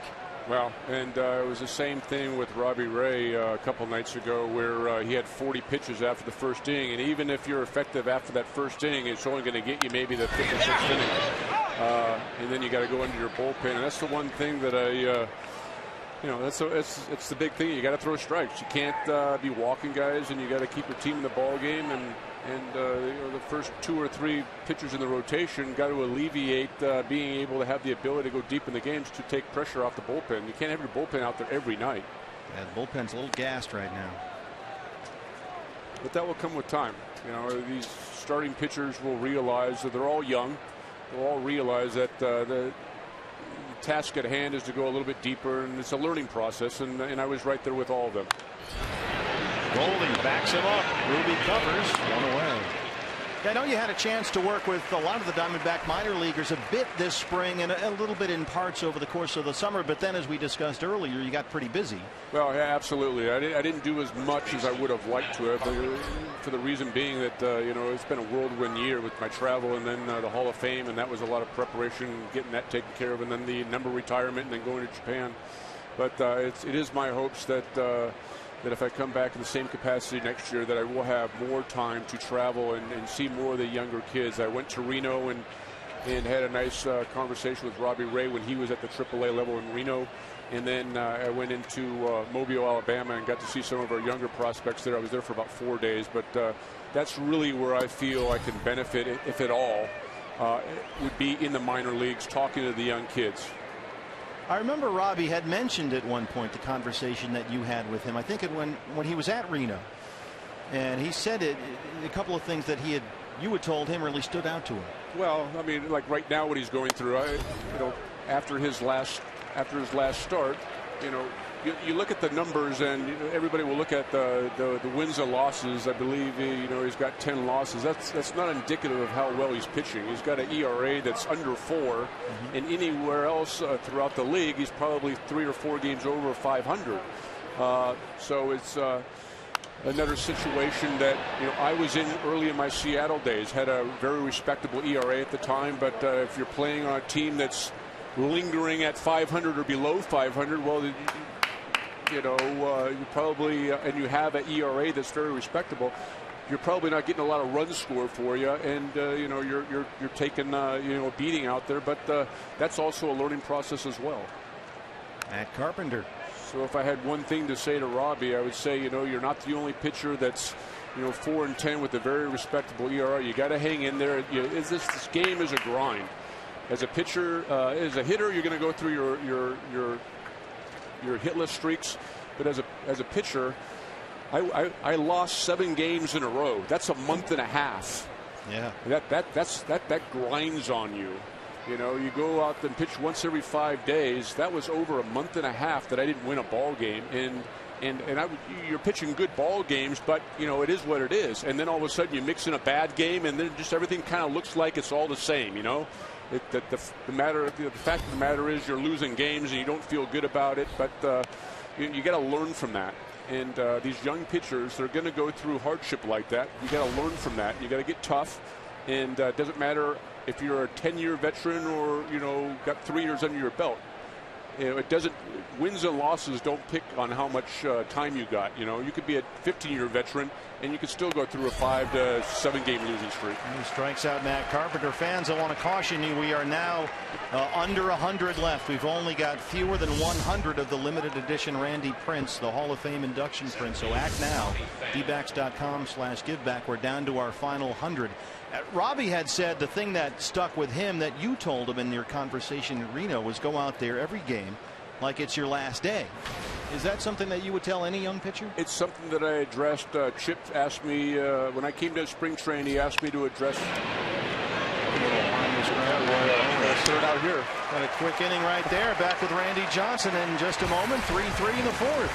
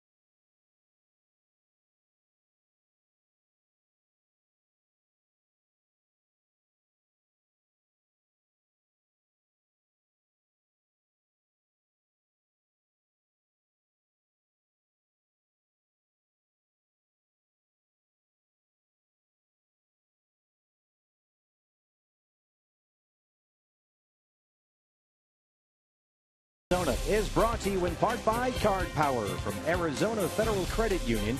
Now that's the power of us.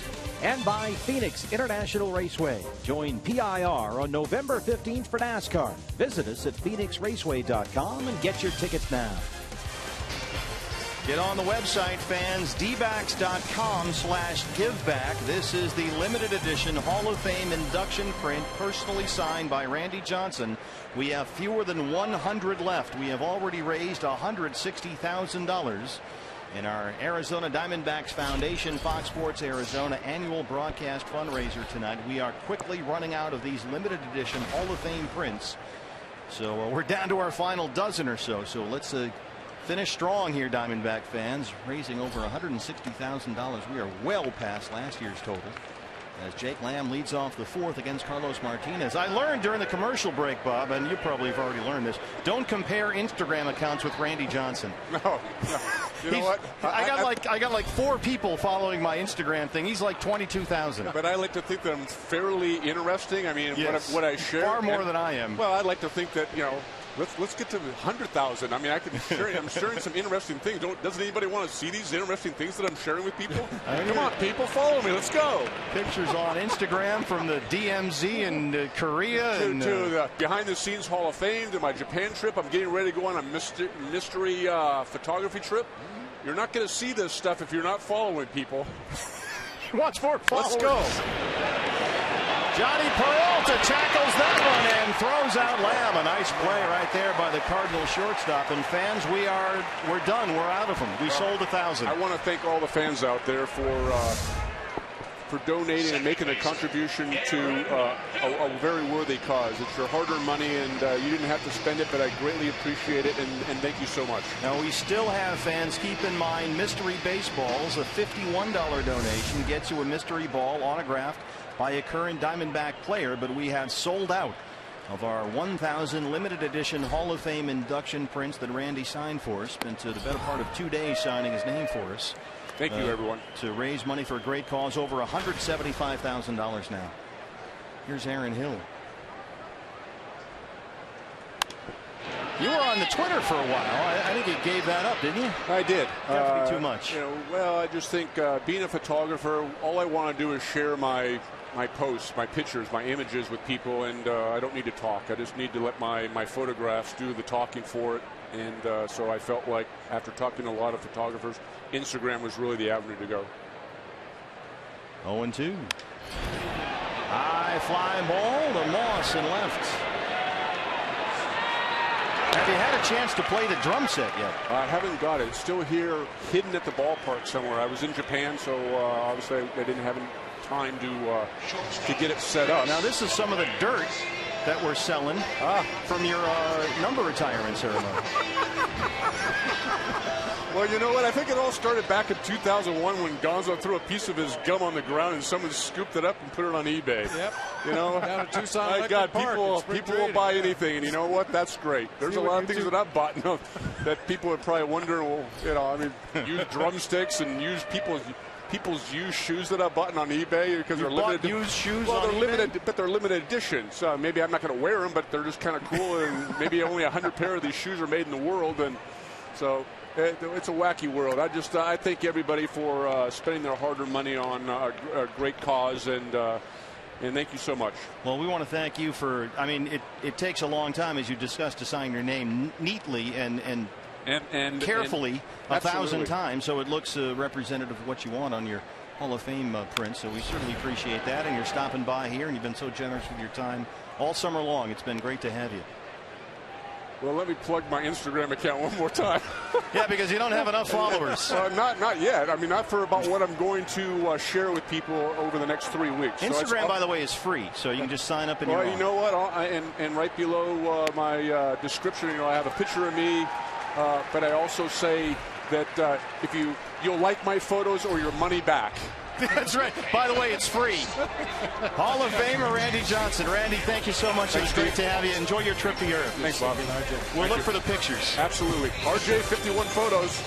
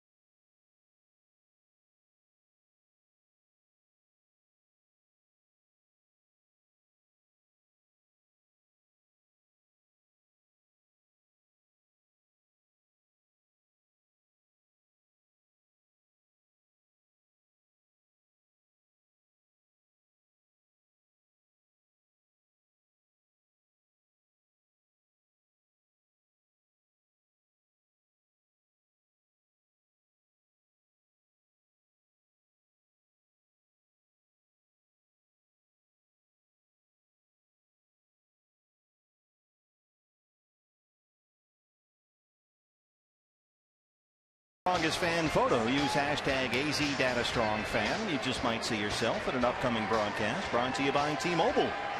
That's if you're not going through Randy's Instagram account. I like you said, you know, the difference between my Instagram and yours is mine are interesting.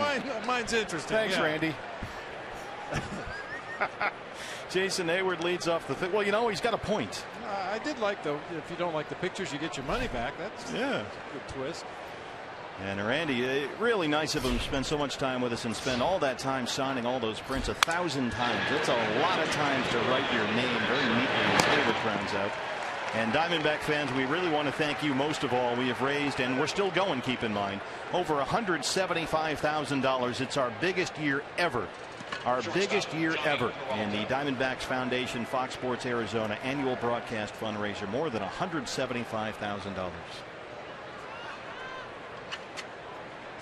And boy, I tell you what, Bob, you know, we were talking to Randy and having fun, and boy, it's just so much. It's so great to spend time with him because he seems to be enjoying himself so much. But go back to that second inning. Matt Carpenter had that RBI double for the Cardinals. Chip Hale went out there and you know, gave the old Vince Lombardi speech out on the mound to Ruby De La Rosa. He has not given up a base hit since. Faced 11 batters. He walked one, struck out one, but retired everybody else. He has been on top of his game. Whatever words Chip imparted to his right-hander apparently sunk in quickly. I mean, since the Chip Hale mound visit with nobody out in the second, he's given up just one walk. He has balked a runner over, but that's been it. And he strikes out Peralta. 4 strikeouts for Ruby, 2 down in the 5th. Well, sometimes all you have to do is walk out there and tell your pitcher, hey, take a look over your right shoulder. Do you see anybody warming up? You're going to wear this. Oh, that's, you know, that works. You're a big leaguer. You're getting paid handsomely to be the horse of our rotation. We need you to be the horse tonight. Whatever he said, it sure sunk in with Ruby because he has been dealing ever since. That sounds like you may have used that one once or twice. Dug that one out a couple of times. Well, there is a sense of ownership. I mean, you're going to wear this, or you're going to figure it out, one or the other. It's up to you. Yeah, I mean, ultimately that's what you want. You want your pitchers to realize that even on a night when they don't have their best stuff, they have to figure out a way to work their way through that lineup and keep the team in the ball game. It's easy when you go out there and everything's working well and you're hitting your spots with every pitch. That's the easy part. Tonight, when you're a little erratic and your release point isn't quite where you want it to be and your secondary pitches aren't quite where you want it to be, this is work. This is where you really earn your money as a starting pitcher. Well, he's got it going right here. Colton Wong 1-2. And there's a chance if he can get a quick out here that he'll get through 6 innings. Certainly got enough left in the tank to go one more, and that seemed a very unlikely scenario earlier in the ball game. I've heard different numbers depending on which pitcher or pitching coach you talk to, but if you take 30 starts in a season, you might have 5 times where you feel like you have no hitter stuff, and then you'll have 5 starts where you don't know if you're going to get an out. Just by a diving Chris Owens, that snaps a stretch of 7 straight retired by Ruby. Colton Wong 2 for 3. So you have 5 starts where you feel like you have no hitter stuff and 5 where you have absolutely nothing. Well, you've got 20 more starts to make this season where you're going to fall somewhere in between. Maybe your command is good, but your velocity's down. Your velocity's good, but you have no secondary pitches working. Those 20 starts in between, what you do with those are going to determine your spot in the pecking order in a starting rotation.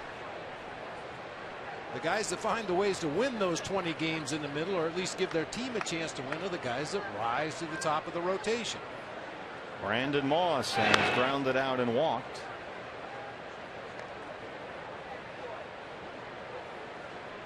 Ruby 90 pitches, only 49 strikes. Got to be careful with Moss, who had 15 homers in Cleveland before he was traded to St. Louis.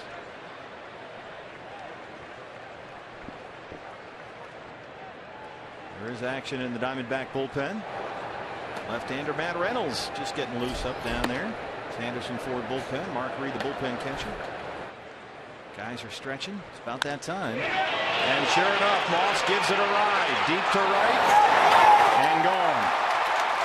Brandon Moss, a 2-run homer, and it's 5-3 St. Louis.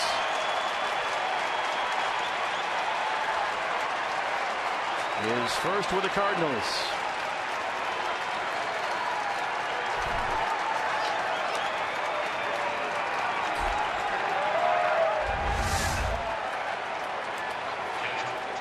Changeup stayed on that outer third of the plate, and up for Moss to reach out there and hook it back to right field. Boy, we were just talking about the great streak that he was on, the great run he was on after that Tommy Pham at bat back in the second inning, and then he gives up back-to-back hits. One of them left the ballpark.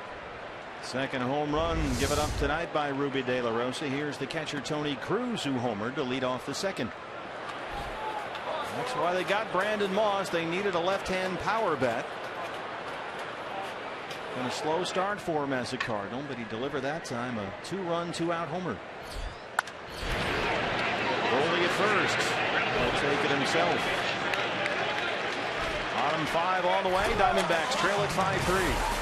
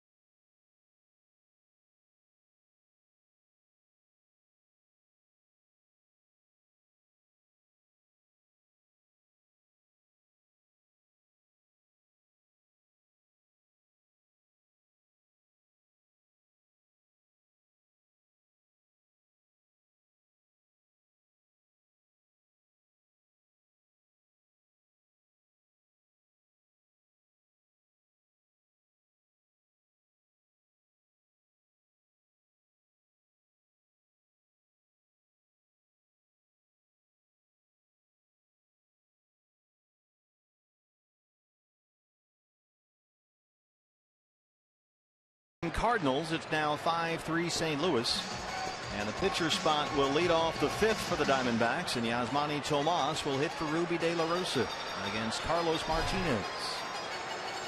Between innings, Tony Cruz putting on the gear. Yadier Molina, who's not in the lineup tonight, had to come out and warm up the pitcher between innings. He could barely get down into a crouch. Now, on a day when your regular starting catcher isn't starting, and that's not very often, but look at this. He can't even hardly get down. He hasn't stretched his legs. He hasn't done any of his usual pregame warm-ups, and he looked like a catcher from the 1930s in that half crouch back there. I mean, when he doesn't start, Mike Matheny would prefer not to have him involved in the game in any way, shape, or form. Give him a night off. Maybe a pinch-hit at bat late in the game if you need something, but you definitely don't want to have to put him in the game defensively if he doesn't start. Yasmani Tomas leads it off. Tomas 1 for 5 in the series, hitting for the pitcher De La Rosa. And yes, he went. That's strike 1. 292 and 8 home runs. And fans, we want to congratulate you for your involvement in our Diamondbacks Foundation Fox Sports Arizona broadcast fundraiser. We have raised a tremendous amount of money tonight, and we are not only now out of our limited edition Hall of Fame Randy Johnson prints, we are now sold out of all our mystery autograph baseballs. They've cleaned us out, BB.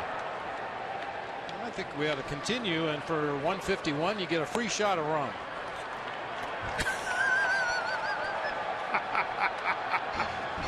We'll see what we can do there for you. Gonna need somebody to run to the liquor store real quick. But there you go. How about shot of Jack? There you go.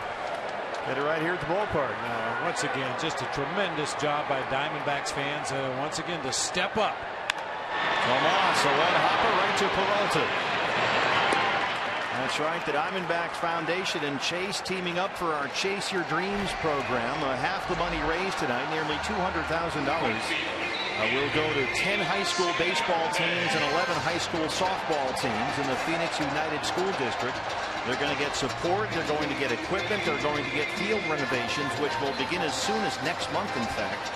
And the other half, with our help from Randy Johnson, will go to benefit the USO. So we want to thank all you Diamondback fans out there who got involved. A tremendous job, and we thank you sincerely.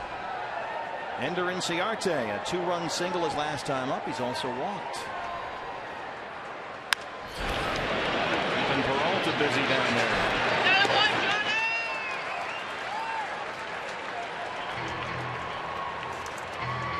Brings up A.J. Pollock. Well, those prints went fast, didn't they? Yes, they did. They didn't get halfway through the ball game and they were gone. Hey fans, when the D-backs win, you win at Papa John's. The day after every Diamondbacks victory, you get 50% off your regular menu price online order at Papa John's. Enter promo code D-backs50 at papajohns.com. A.J. 0 for 2. He hit a rocket to third that Garcia made a tremendous play on to save a run. That ended the second inning.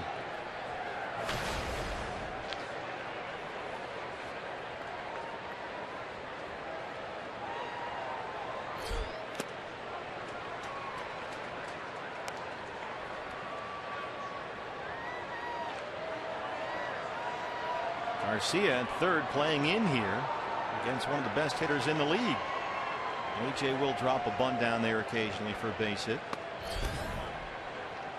Right on the line and in at third. Garcia's not played a whole lot of third base. He has been primarily a shortstop and a second baseman. In fact, this is his first start all year at third base. Just a handful of games at third in the minor leagues. Up and in.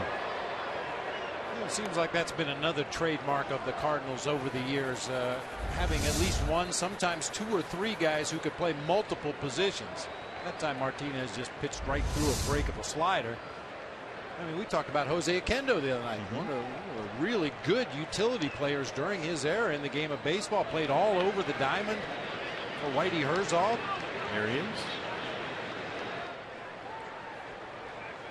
Skip Schumacher at one time that played a little second base, played a little corner outfield, put him anywhere on the field, left-handed bat off the bench. Seems like they always have a player or two that fits that mold, that you can put him just about anywhere on the field. So Martinez dropped that in there for a strike. So much movement. I mean, his stuff has so much stuff on it. His stuff has stuff. His stuff has stuff. Very excited about this young man, only 23 years old. He'll be 24 next month. A National League All-Star this year. 12-6 at 2.85 ERA. And he strikes out A.J. Pollock. Jim Joyce rings him up. Cardinals have never swept a 4-game series here at Chase Field, but they lead this one 5-3.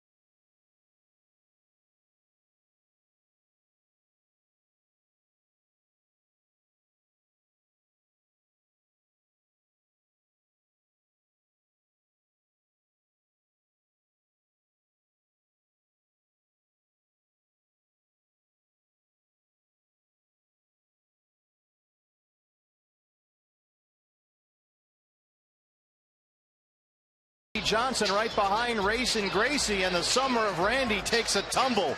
The big unit is down. Oh, he bit it big time.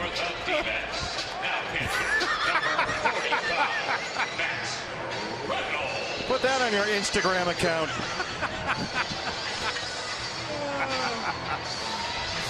Running Randy, he's just fine, but boy, he went down, and the quarterback must go down and go down hard. Matt Reynolds, the left-hander, on in relief of Ruby De La Rosa, and will open up the St. Louis 6th. Hopefully Randy will be okay to go tomorrow.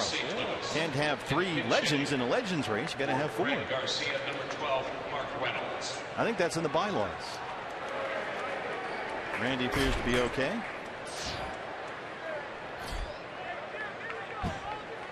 He gets up there to the top of the concourse, and there's a first aid station where there's a big-headed nurse to help him out. Sky high to left center. A.J. Pollard.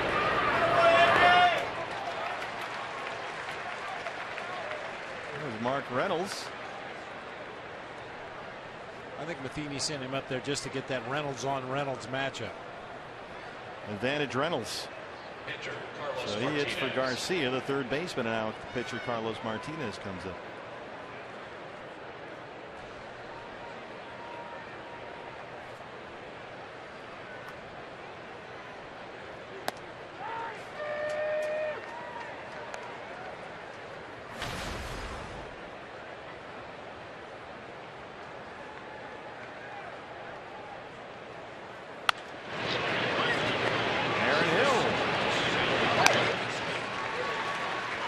Take a look at our State Farm report of the ball game. We go down on the farm, find out what's happening with the Diamondback minor leaguers. Peter O'Brien, another big game for the Reno Aces against Nashville. A couple more home runs. He's got 23 and 93 RBIs. A new franchise record with 9 doubles in a single game last night for the Aces.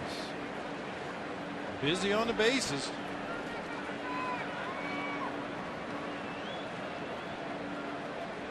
Two down for Matt Carpenter. Sneaking up on 100 RBI in the season is Peter O'Brien. That's not easy to do. The minor league season is only 140 games. So if a guy gets to 100 RBI in a minor league season, he's been hammered. Carpenter has walked and doubled.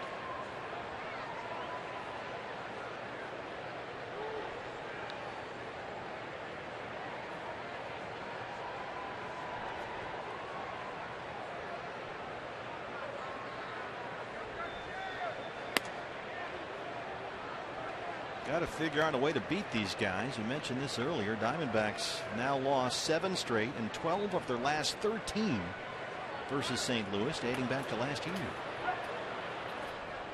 0-6 against the Cardinals this season, and tonight in danger of getting swept in a 4-game series here by St. Louis for the first time ever. Peralta.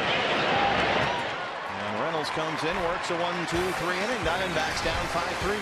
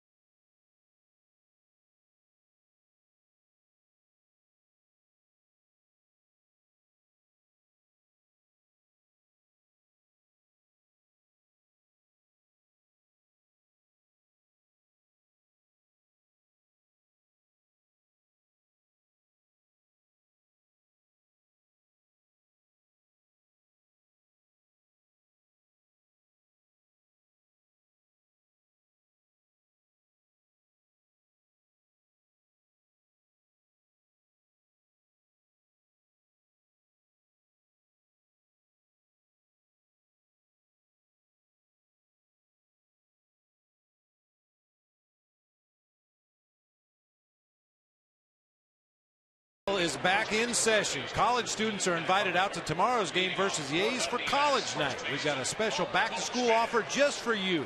For just $20, you get a ticket to the game, a beer or a Pepsi, and a custom D-backs cap with your school's colors. Get tickets now online at dbacks.com/college. School's out for summer, not so much. Changes for the Cardinals. Mark Reynolds stays in the game and takes over for Matt Carpenter at first base. Carpenter replaces Garcia at third. Goldie leads off the 6th inning against Carlos Martinez, who has retired the last 10 Diamondbacks he's faced.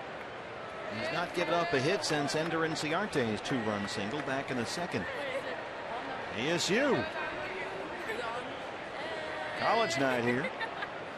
By the way, I saw that a lot of the national pundits, a word I rarely use, picking ASU to make the playoffs this year, the college football playoff. They think Sun Devils might be in there. And remember, too, the championship game in Glendale this year. Be a nice home field advantage for the Sun Devils. School started Monday at ASU. Why aren't you in class? 3-1 to Goldie.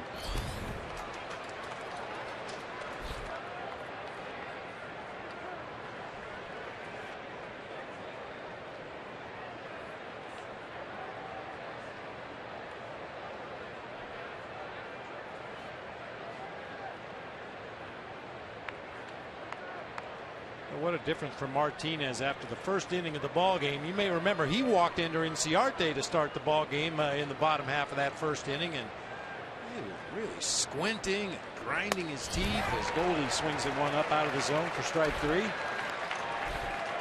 11 straight sat down by Martinez. I always talk about a guy showing stress and anxiety on his face out there on the mound, and it looked like he had quite a bit of stress and anxiety in that first inning, carried it into the second inning, but he almost looks hypnotized out there right now, just locked in on Tony Cruz's glove back there behind the plate. Almost looks like he could nod off. Peralta struck out his last time up. Singleton scored in the 2nd. There's strike 1, 98.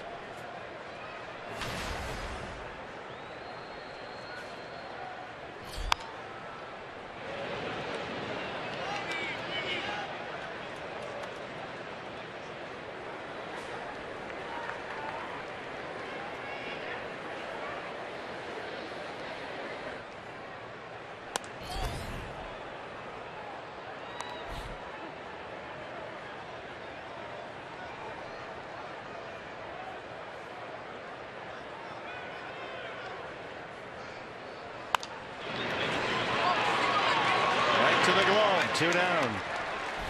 While we have a moment, let's take a look at our Geico this day in Major League Baseball history. This one involves the Rangers and the Yankees on August 27th, 1977. Bump Wills and Toby Harrah hit back-to-back inside the park home runs on consecutive pitches. An 8-2 Rangers victory over the Yankees in that ball game at Yankee Stadium. Back-to-back inside the Parkers on 2 pitches. Bump Wills, the son of Dodger great Maury Wills, and Toby Harrah for a long time, a great shortstop and third baseman for the Indians and the Rangers. Son of Mr. and Mrs. Harrah. And also, what do you call it when it's backwards and forwards? The anagram, Instagram, palindrome. Oh, Palindrome. Yeah. Harrah is Harrah is spelled backwards as Harrah. That would have messed Harry up. Hey, kind of like Bob. Speaking of hair, Throwback Thursday. Got to go with the purple hair on Thursdays.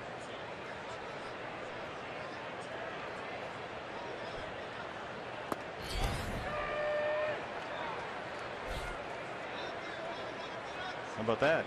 Sedona Red.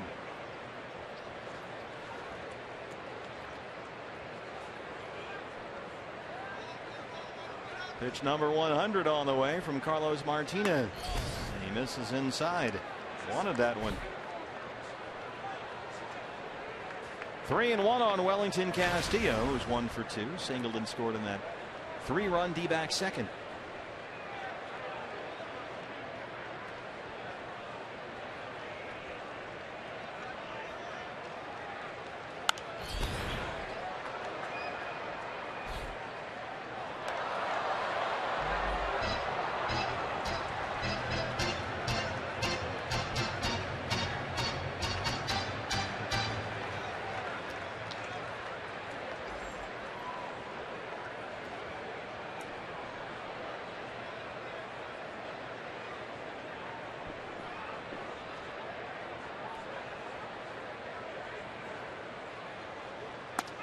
Oh, that is just nasty.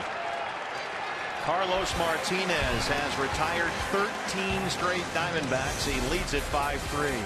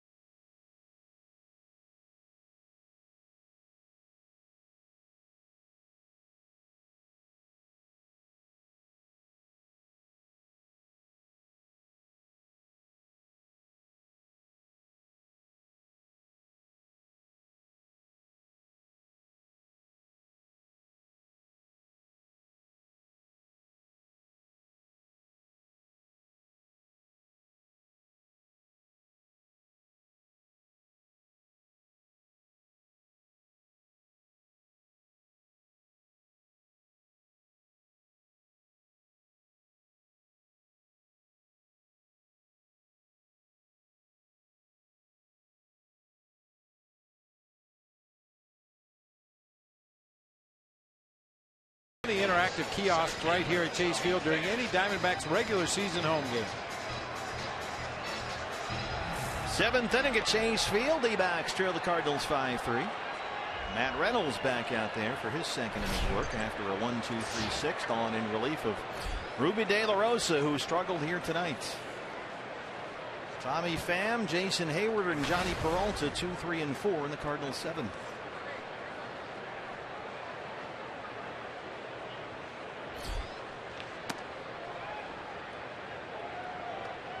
Pham 0 for 2 with a walk. He's hit safely in 3 straight games and 6 of his last 7.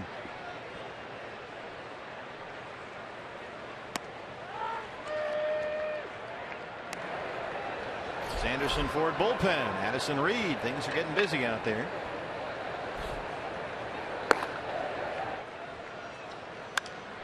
Off with this, and that one drops in for a fair ball. Oh, they couldn't quite get there. Pham didn't even break out of the box. He was still standing in the batter's box when that one landed. But he's got a single to lead off the 7th.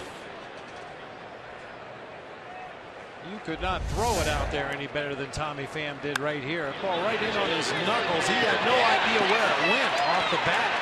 Just clears the glove of Paul Goldschmidt. Lands fair beyond first base right there. And watch Tommy Pham. Where'd it go? Where is it? He's looking straight up in the air. He has to look down at the defenders to see who's moving before he realizes where the ball is. He can really run, so no problem getting to first safely, but that was a little weird. Jason Hayward 0 for 3.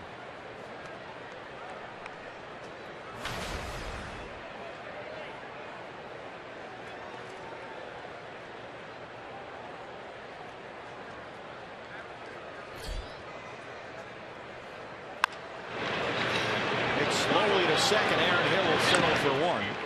By the way, if we want to thank all the people who helped make last night's catcher show such a big success, and that includes Mark Reed, who wore our catcher cam. And this catcher cam brought to you by sportsvideoinnovations.com. Jeremy in Shreveport, Louisiana hooked us up. sportsvideoinnovations.com. The catcher cam worn by bullpen catcher Mark Reed during our special catchers show last night.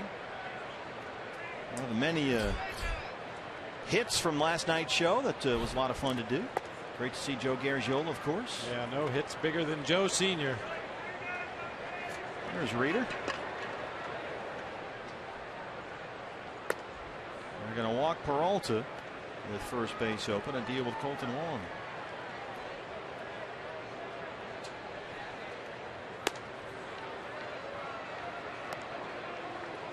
Here's what the catcher cam looks like. Boy, it's a tiny little thing. You wouldn't even know it was there.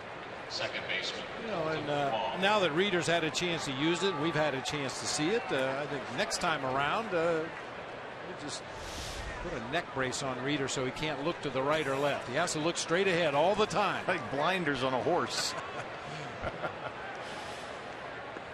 Tommy Pham is at second. Peralta is at first. One out for Colton Wong, who's 2 for 3, an RBI double. He singled and scored his last time up.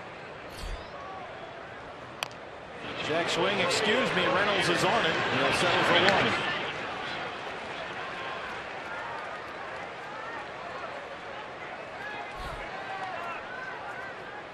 1. Two down for Brandon Moss, who homered his last time up.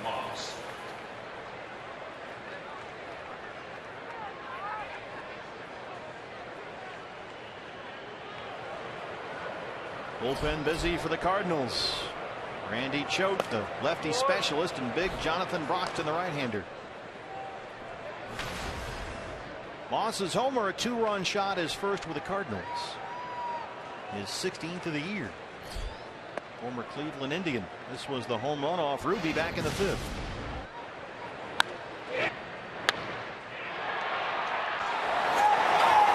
Boy, Ender really got up there. He got a lot closer to that ball than I thought he was going to. Scaled the fence perfectly, but just couldn't quite get there. Spider-Man.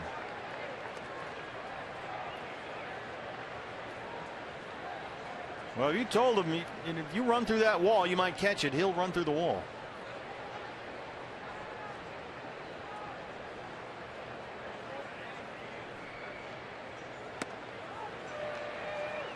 I mean, this is some serious hops right here. Get those cleats into that fence and propel yourself upward, but just out of his reach that time. I mean, he was belt high on the yellow stripe that time. That's pretty impressive. 2-1 misses. It's 3 balls and a strike. Tony Cruz, the catcher who homered back in the 2nd, would be next.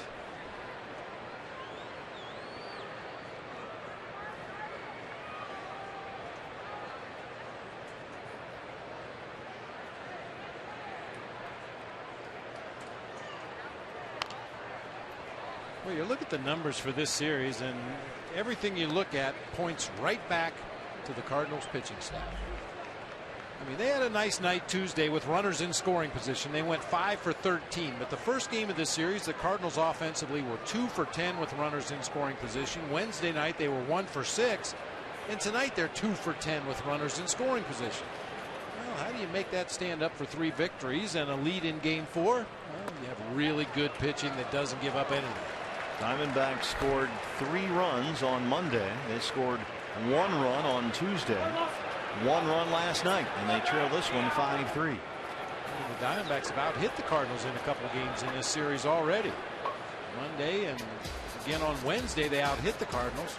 Well, you've got the right-hand hitting Mark Reynolds coming up. Bases loaded, 2 outs, and Chip Hale will go to Addison Reed back after this.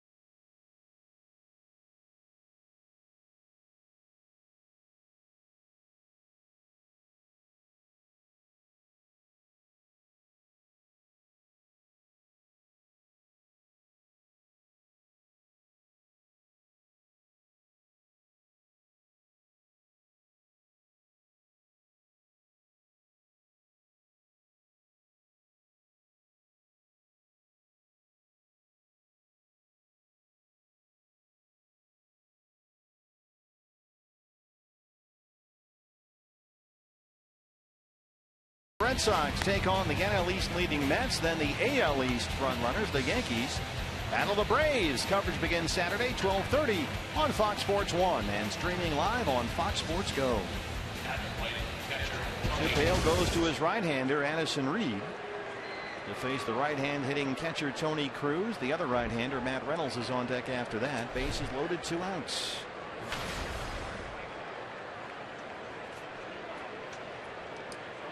'38th appearance for Addison Reed. Tommy Pham is the runner at third for the Cardinals. Johnny Peralta is at second, and Brandon Moss at first. Cruz homer to lead off the second inning. He's 1 for 3.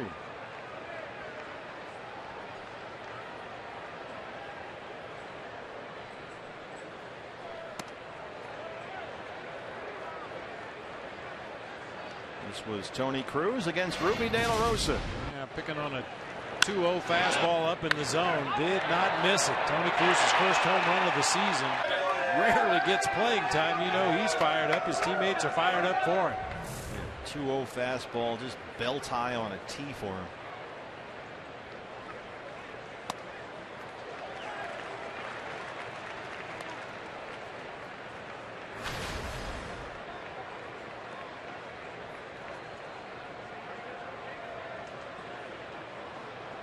Tony Cruz is the Bill Plummer of the St. Louis Cardinals. Bill Plummer, longtime backup catcher for Johnny Bench. He never got to play either. Tony Cruz, just his 32nd game all year, only his 14th start. That's in the seats and out of the play. It's 1-2. Must have been a pretty good catch up there. That was hit over our heads. Good reaction from the rest of the crowd. We couldn't see what happened. It was up above us in the upper deck, but somebody must have made a nice play.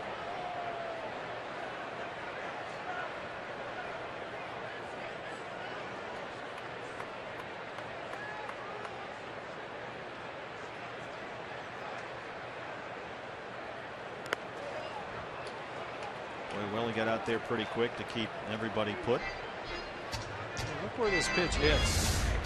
He's out on the outside corner a little bit, but it hits over there in the middle of the left-handed batter's box. And Wellington's still able to shift his body over and get in front.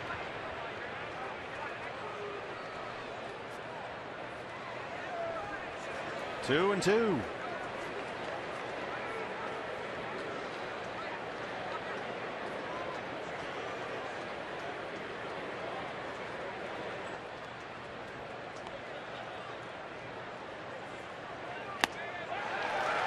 Castillo hangs on. Addison Reed comes in and puts out the fire. The base is loaded. Strikeout leaves them loaded and keeps it a 5-3 ball game.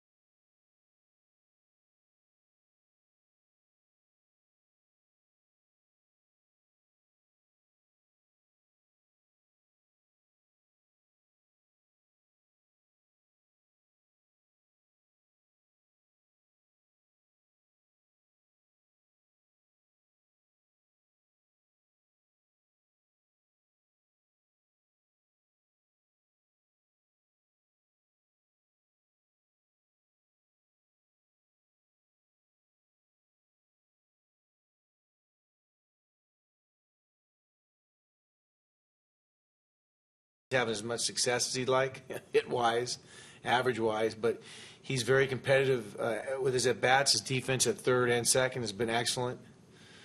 And you're right. He's making it hard, and we're trying to win games, and we're going to put the best guys out there. So he's earning his spot. Chip discussing Aaron Hill and how he's making it hard to keep him out of the lineup as of late, hitting .320 in his last 16 games.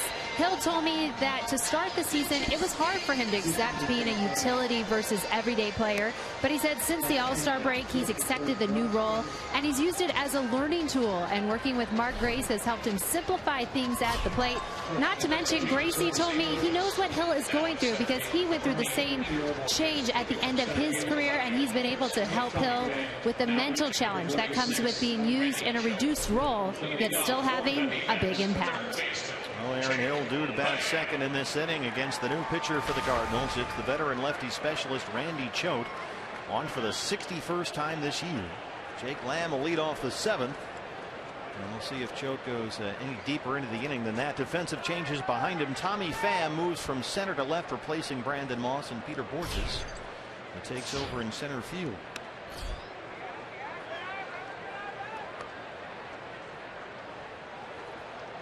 Diamondbacks have not had a base hit or, in fact, a base runner since Ender Inciarte's 2-run single back in the 2nd inning.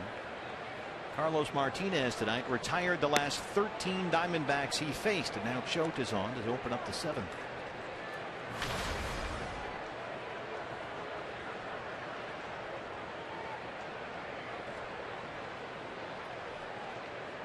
Jonathan Broxton was throwing for the Cardinals in their bullpen earlier. Looks like the right-hander is still up for St. Louis. And Jake Lamb shoots that by Carpenter at third, a leadoff single. Jake 2 for 3.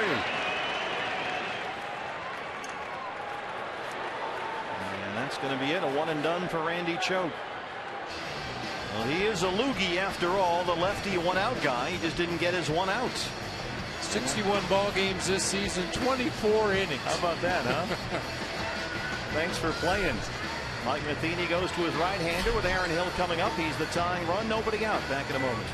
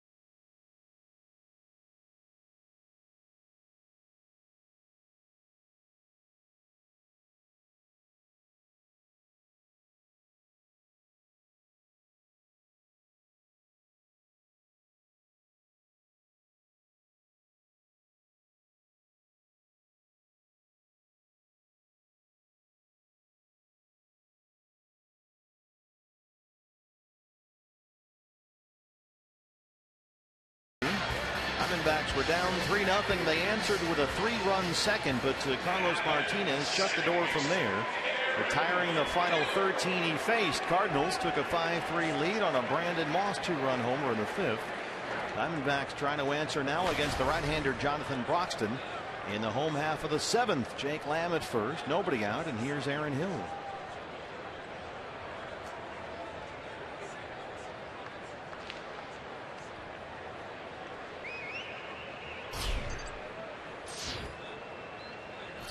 Aaron 0 for 2 so far. He has scored a run, reached on a fielder's choice that turned out to be a big play, actually. The safe call at first was challenged by the Cardinals, and the call on the field was confirmed, so both teams without their challenges. And he later came around to score on Ender Inciarte's 2-run single.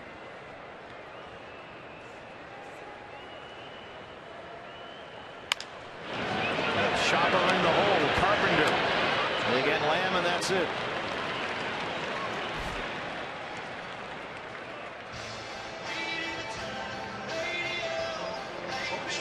Here's Chris Owings.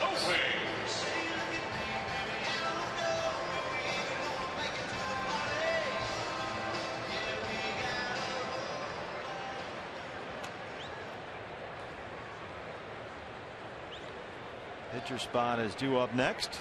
Jared Saltalamacchia. It's a lead pipe lock to get a base hit. See what I did there? Yes, I did. Yeah, okay. Actually been really good in that role lately. He has. Strike one. Occasions where he gets a start and gets an opportunity to have 3 or 4 at bats. He sees a boatload of pitches. More often than not, he squares it up by the end of the at bat. Hopefully, do more of the same here tonight. Get Chris Owings on there. Chance to give the D-backs a lead with 1 swing of the bat. Salty 6 for 15 as a pinch hitter this year. 0-1 to Owings.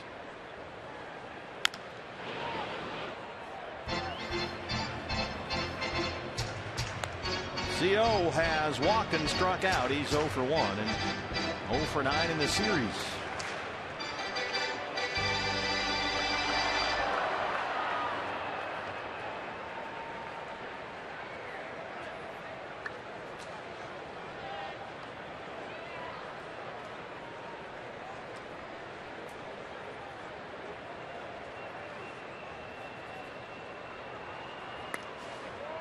Cruz got out there quick to keep that one in front. Usually when you're the backup catcher to an everyday guy like Yadier Molina, all your manager wants to see out of you is a good game behind the plate, hang down some smart fingers for your pitcher, and if you happen to do anything offensively, that's just the cherry on the sundae. So this is a big night so far for Tony Cruz. He homered in the second, his first home run this year. 1-2 pitch. There it is again. Well, you'll notice on those pitches way away like that from a right-handed hitter, Cruz doesn't try to turn his glove over fingers down. He just reaches out with the backhand. He actually kind of got caught in between that time. I used to have conversations with Gary Carter about this all the time. I was always taught that you try to get your glove out there, fingers down, palm facing the pitcher to block the ball. But Kid Carter used to always say if you were going to catch that ball, if it wasn't going to hit the dirt, you would just reach across and backhand it. Like a first baseman. Yeah, and the glove is the same size whether you have thumb down or fingers down. So why do we try so hard to turn our glove over fingers down to block that ball when it's just as easy to backhand block it? Probably quicker too. Yeah, a lot quicker. And you know, like the kid's explanation was, like I said, if you were going to catch that ball in the air right there, you would just reach across and catch the ball on the right side of your body. So why do we try to turn the glove all the way around to block it? It's just as easy to block it with a backhanded glove. Anything to make it easier, I was all in favor of. Owings strikes out for the second time tonight. 2 down. So from that point on, did you do it that way? Oh, I was still a horrible blocker. I mean, you know, some guys just take to it naturally. You know? For me, it was just a survival instinct. I don't want to get hit with that ball, but you know, it's part of the job description. I blocked a lot of balls off my forearms because from my instinct of playing infield, I came up a lot of times with the glove. Many times I wasn't down in the dirt blocking the ball, and they always seemed to hit me in the forearms. That's where I came up with that saying, no such thing as a bad block. Just keep it in front somehow. You invented that to cover yourself. Yes, I did. Well, it worked very well.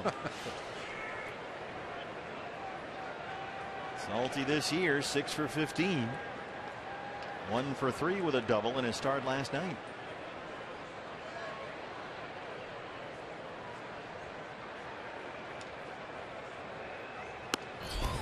And Salty, he's hitting .280 since the All-Star break, including a pair of home runs. And his average just with the Diamondbacks this year is up to .243.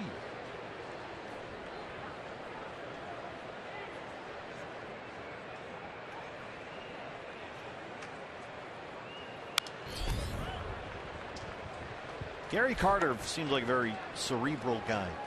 Oh yeah, didn't do anything just because it felt right. He always thought about things and analyzed them and talked to a lot of other people about it. But it was always fun talk catching with him. I bet. He was another guy that made it look really easy back there. I mean, he'd catch 9 innings, and a lot of times he wouldn't even break a sweat. He was very smooth behind the plate. Everything he did was very smooth. Played on some great teams. Those Expo teams were really good when he was there. Oh, of course, yeah. the '86 Mets won it all. 1-2 to Salty. People forget how good those Montreal teams were back in the day. Larry Walker and Marquise Grissom and Ellis Valentine and Gary Carter. Chris Spire played on all those teams. Steve Rogers, the great pitcher. So many good players.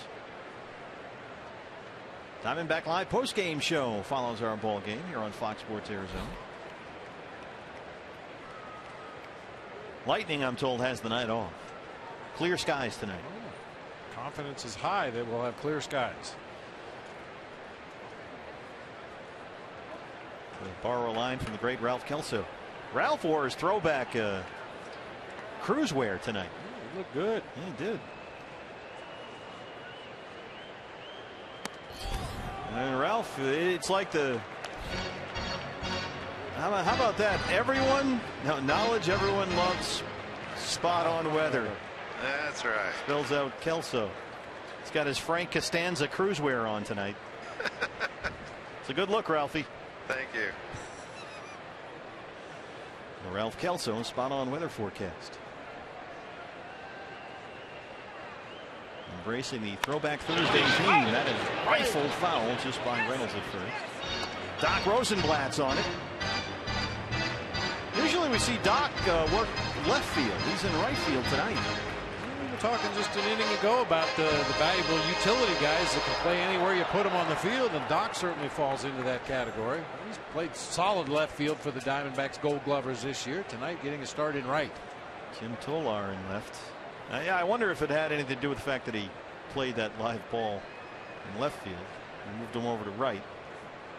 Better angle. Salty chases the 2-2.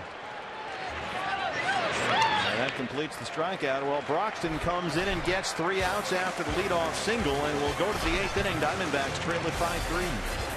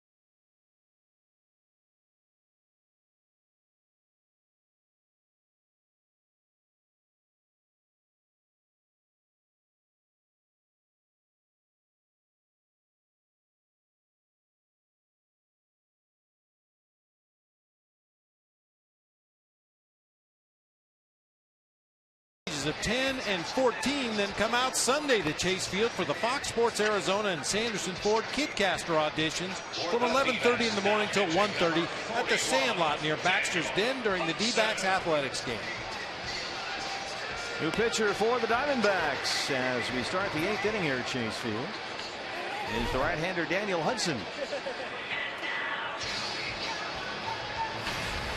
He'll work to Mark Reynolds, Peter Borges, and Matt Carpenter, 8-9-1 in the St. Louis innings. The 50th appearance of the year for Huddy.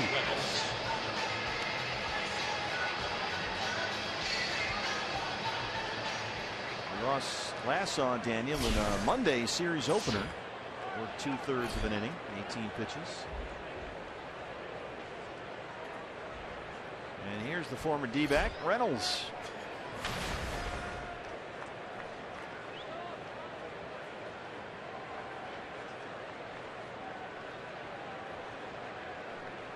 Three for 12 in the series, Mark Reynolds. He's walked twice.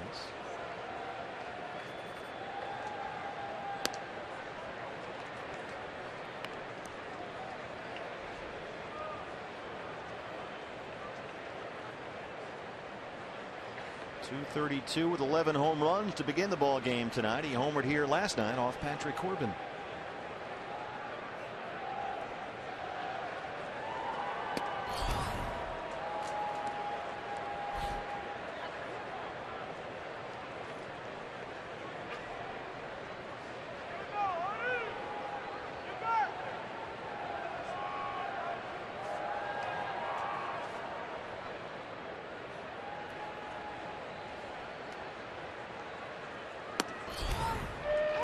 In there for a strike, 2-1. Want to thank all the fans who took part in our annual Diamondbacks Foundation Fox Sports Arizona broadcast fundraiser. Fans, you raised $193,000. We blew away last year's mark.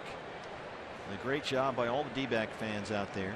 All the proceeds from this year's event going to benefit the D-backs Chase Your Dreams program as well as the USO. $193,000. 2-2. Well, you just knew that Randy item was going to be a big one. I mean, coming off the Hall of Fame induction, there's 1,000 of those in the world. You knew they were going to go fast. And that's it. There's no more coming. A one-of-a-kind item. A 1 in 1,000 item anyway. And it's so generous of Randy with everything he's got going on, you know, touring Japan, representing the Diamondbacks, having all those meetings and doing all those clinics. To take the time out to sign his name, you know, neatly and clearly 1,000 times. That's a lot of work. Well, try that sometime. You know, it's like when you used to get busted by your elementary teacher and had to stand up there and write "I will not talk in class" 1,000 times on the board. Reynolds hits away from the shift and it rolls into right center for a leadoff single. Brings up the local boy, Peter Borges, out of Notre Dame Prep in Scottsdale. He homered in Tuesday night's game here. His first base hit this month and just his third hit in the second half of the year. He's at .215 on the season.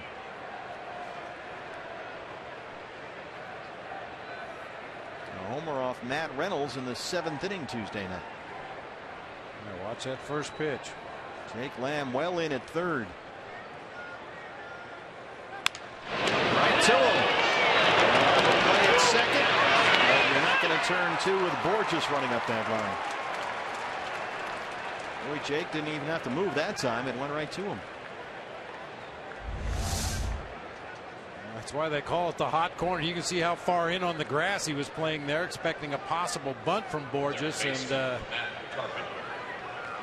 awkward turn double play. When you field it that far in front of the bag at third, your second baseman's going to be coming at the bag from an odd angle, and with Borges' speed, just not enough time to turn that one over. One out for Matt Carpenter. He's doubled and walked tonight.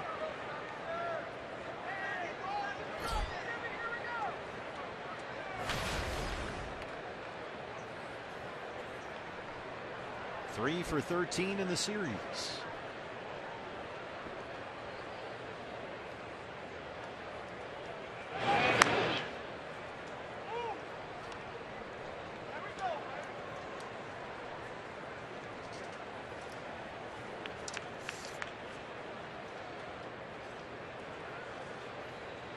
D-backs in the home half of the 8th inning will have the top of the order up. Inciarte, Pollock, Goldie.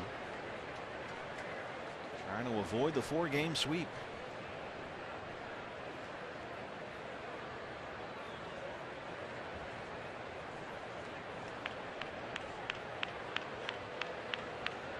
Dodgers went into Cincinnati and swept the Reds. Boy, you think things were bad when we left. Holy Toledo. We got swept in 4 by the Dodgers. LA won today 1-0 behind Greinke.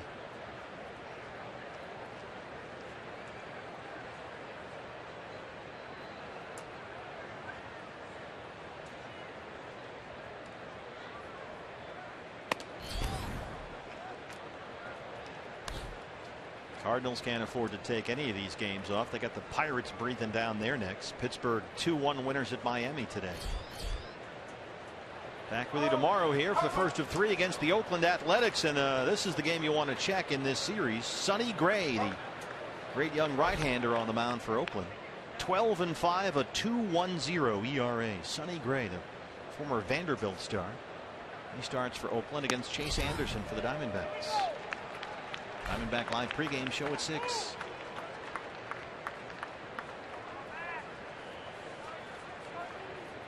And then we'll get another look on Saturday at Yolis Chacin, who looked so good in his Diamondback debut. He'll face former Red Sox great Felix Dubron Saturday here. That's a 5-10 start. 1-1 on Matt Carpenter.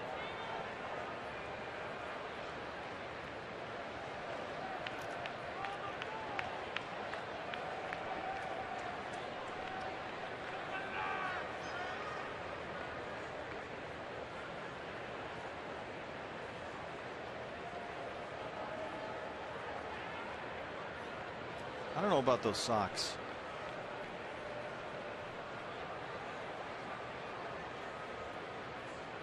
Borges takes off. Carpenter swings through the pitch. The throw is high, and they got Peter Borges. Wellington Castillo throws him out.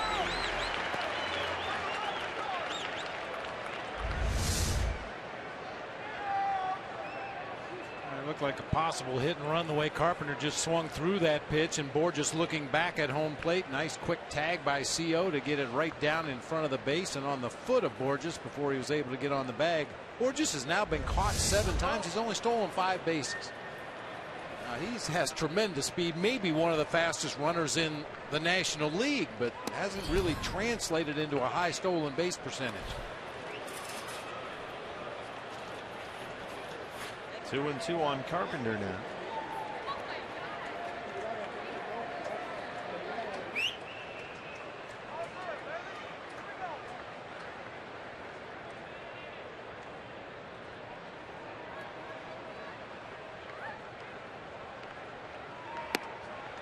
Waves at that one.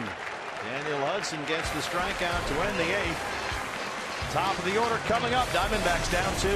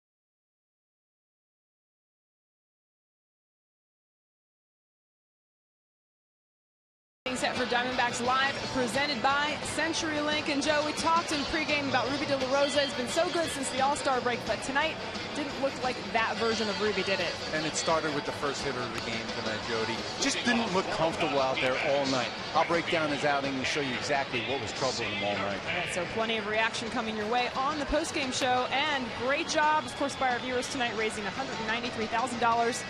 A little credit maybe to Vanna White over here, who did the big reveal on the Randy Johnson print, guys. But in all seriousness, great job by our viewers tonight. And a great job by Jobo and Jody in the pregame show, because we had already moved, Bob, 300 prints before the game even started.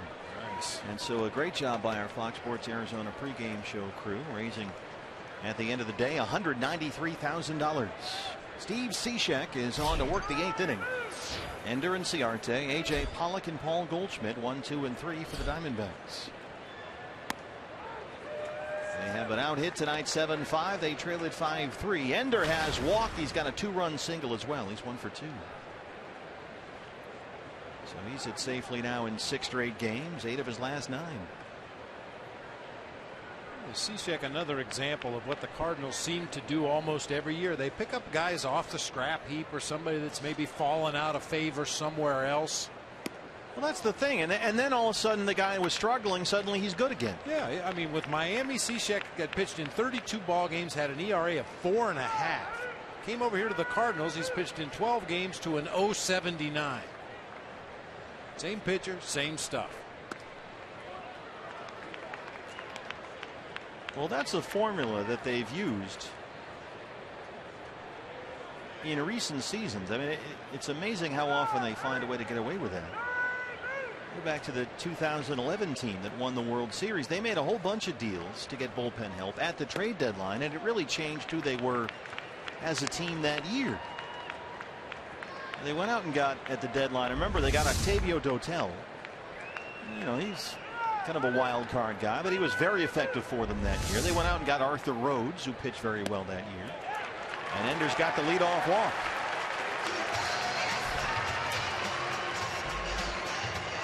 You know, those guys got big outs for them in the postseason, and they won the World Series. You know, and all the credit for that used to go to Dave Duncan.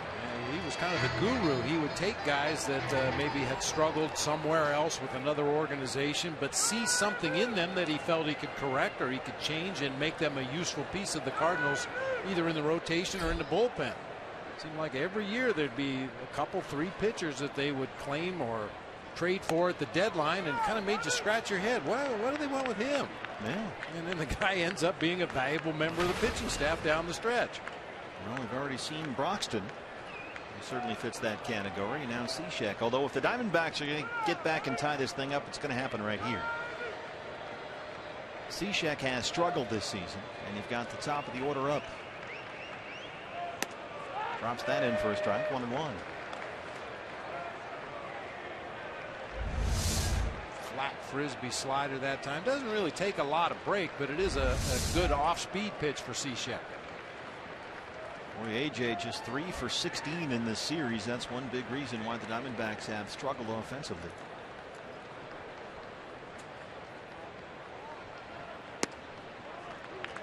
This is a guy who's been the 3rd best hitter in the National League since the All-Star break, AJ Pollock. And he's ahead 2-1.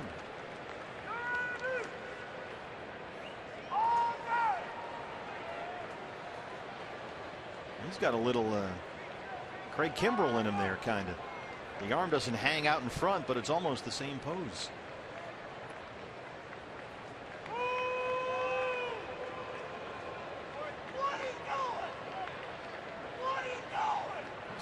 Domingos?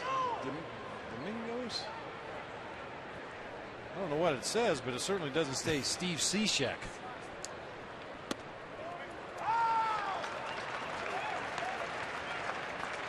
There's no Manuel Domingos listed on Baseball Reference, I can tell you that.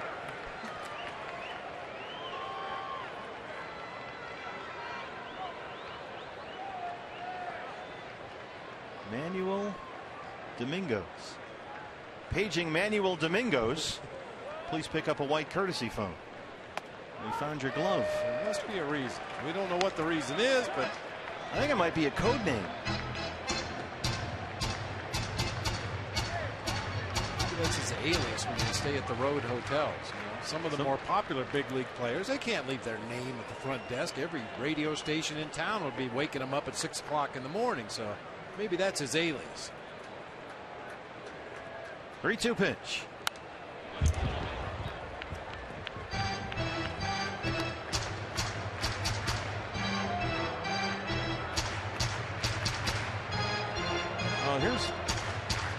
Here you go. This is actually something that Steve tweeted out not too long ago. Actually it was a while ago, back in 2012. He says, the name on my glove is my grandfather's name, who passed away in 2003. Don't worry, I didn't steal anyone's glove. Okay. So that's in honor of his late grandfather. There you go. Nice detective work out of us. You. I was just over here guessing.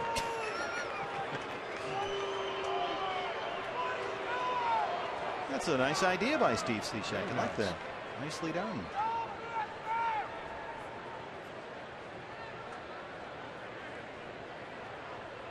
3-2 pitch. There goes Ender one more time. He misses inside, and the tying runs are aboard with Goldie coming up.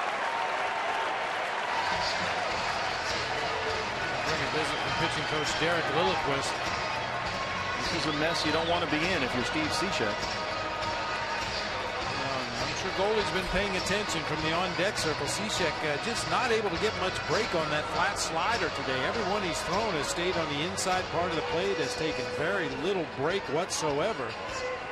Talk about all the time, if you can eliminate one of a pitcher's weapons out there on the mound and just sit on that fastball, look for fastball location wherever you would prefer it to be, certainly enhances your chances of hitting that ball hard somewhere. Cardinals bullpen will get busy in a hurry once again. 2 on, nobody out for Goldie. This was Goldie last night. 471 feet, says StatCast. Off the girder. Boom. His 25th of the year. He's 0 for 3 tonight. There's a strike on 1.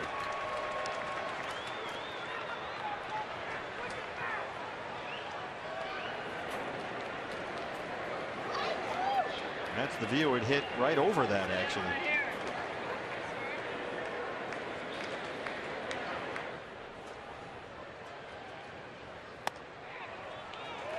Close, but he missed. 1-1. Goldie 2 for his last 10 with runners in scoring position.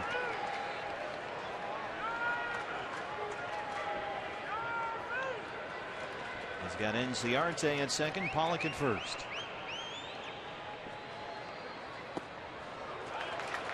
Two and 1. All fastballs so far this at bat to Paul Goldschmidt. Tried to nibble away at the outside corner with the first 2. Missed inside with that last one. Seth Maness, the right-hander.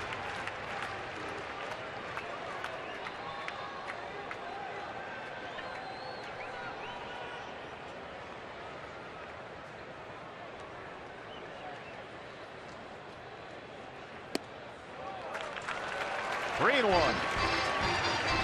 David Peralta on deck.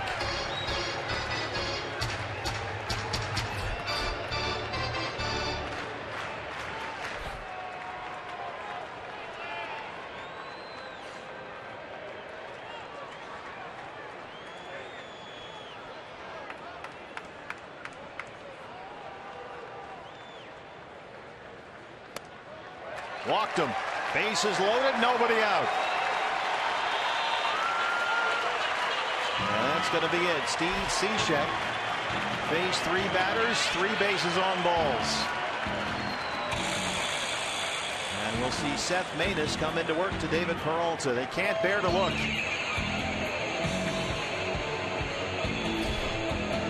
Trying to change that happy flight for the Cardinals back after this.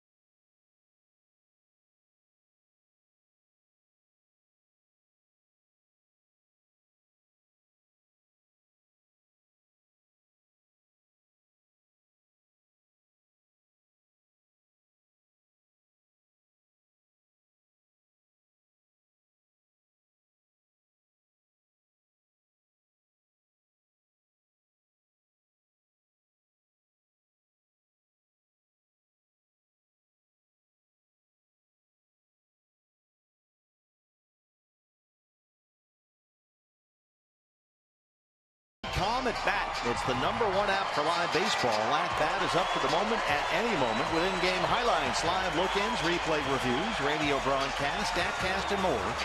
You can get MLB.com At-Bat for your smartphone or tablet. The right-hander Seth Maness inherits a mess. Bases loaded, nobody out, and David Peralta is at the plate. The best batting average in the National League in the second half of the year. Inciarte is at third, Pollock at second, and Goldschmidt at first. Peralta 1 for 3, a single, back in the second. Ball one. Maness, the sinker slider guy. 4 of the 6 outs he recorded a couple nights ago came via the ground ball. That's why he's in the game right now.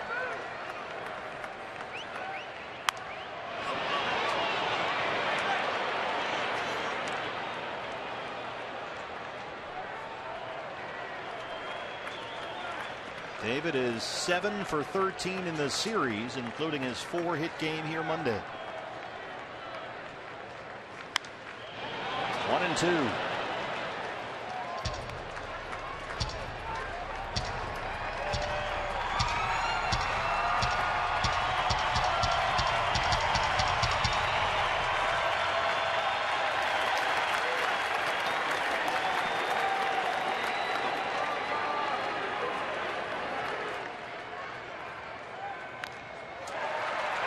Just does get a piece to stay alive as Cruz can't hang on. Change up that time, fouled off the ground and back up into the right hand of Tony Cruz. He just shakes it off back there behind the plate. When you're a backup catcher, you're not allowed to get hurt. There's nobody else.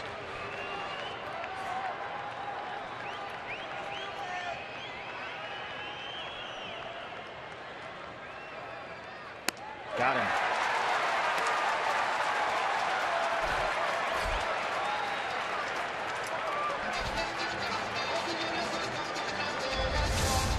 Good change up that time for Maness. You can see him adjusting the grip there in his glove. Oh, that is a really good pitch.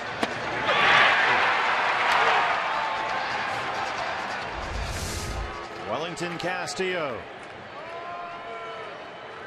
Beef singled and scored in the second. He's 1 for 3.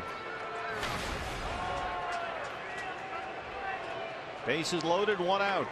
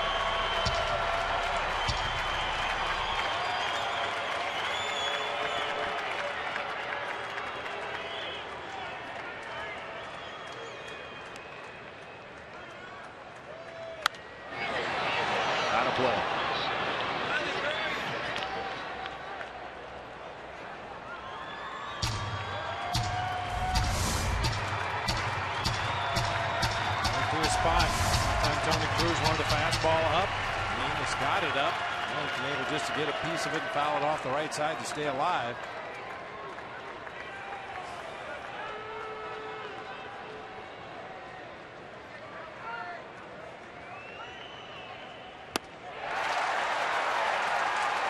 Two down.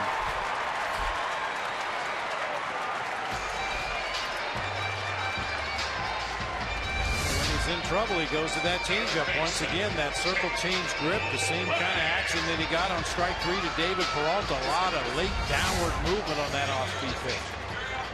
Well, it's going to be up to Jake Lamb now. Jake 2 for 3, a pair of singles.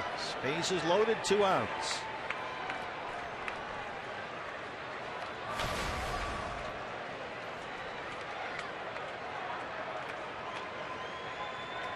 Jake has the only Diamondback hit since the second inning. Singled his last time up. I got it.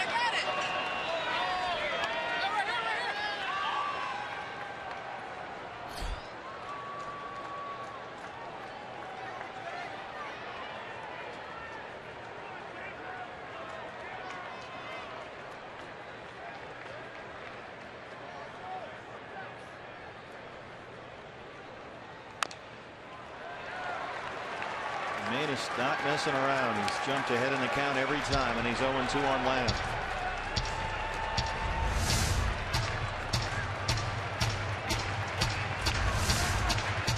See if he goes right back to that straight changeup again. It's been a good money pitch for him so far in this inning. Came in with the bases loaded, nobody out. Struck out the first two batters he faced, both on changeups. There's the elevated fastball.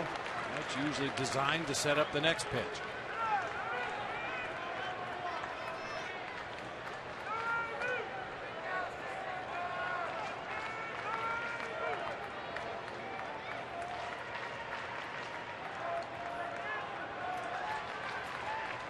Change-up grip. Missed way away that time. 2-2.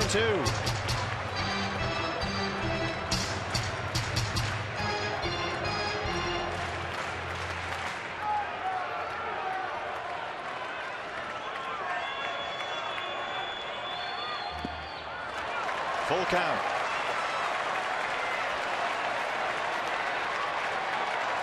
The way Goldie runs the bases, he'll be off with a pitch from first. Anything down the lines or in the gap with 2 outs, he'll have a chance to score 3. Inciarte at third, Pollock at second, Goldie at first. 2 outs, 3-2. Here it is.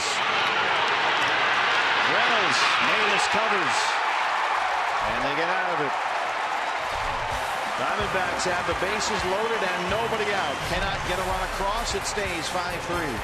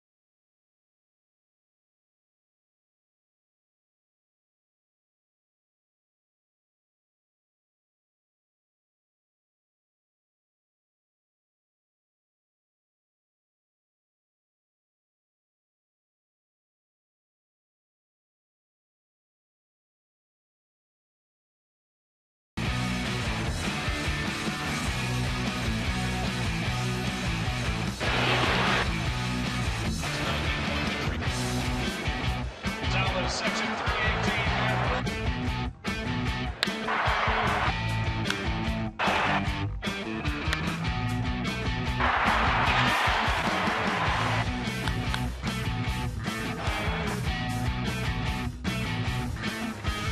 That was the Cox Gig Life high-speed highlights. 9th inning at Chase Field. Diamondbacks had a tremendous opportunity there to at least tie the ball game up. Bases loaded, nobody out, but Seth Manus put out the fire. 2 strikeouts and a ground ball, and now Daniel Hudson back out there.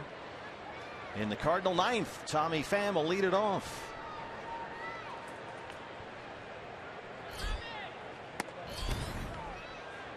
You know, partner, a couple innings ago I said every number you look at in this series comes right back to the Cardinals pitching.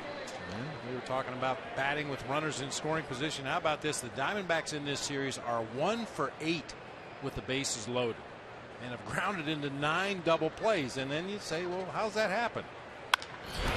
Cardinals pitching staff. Kind of bullpens that win you postseason games get big outs late. Seth Manus got 3 big outs right there. That one looks like, oh, Huddy's got a bloody finger here. Got him on the tip of the finger there. Yep. Ryan DePanfilo, the assistant trainer, is out. He's got a situation here. And Now with a pitcher, that's no small thing, right? No, not at all. Anything affecting your throwing hand, he just got it in there a little bit too quickly. Ball wasn't hit quite as hard as he thought it was, and closed his hand over the glove, and he's going to have to come onto the ball game now. So that's going to be it for Daniel Hudson. Looks like a cut on the right finger. So we'll get somebody else cranked up. Take a break. Back after this.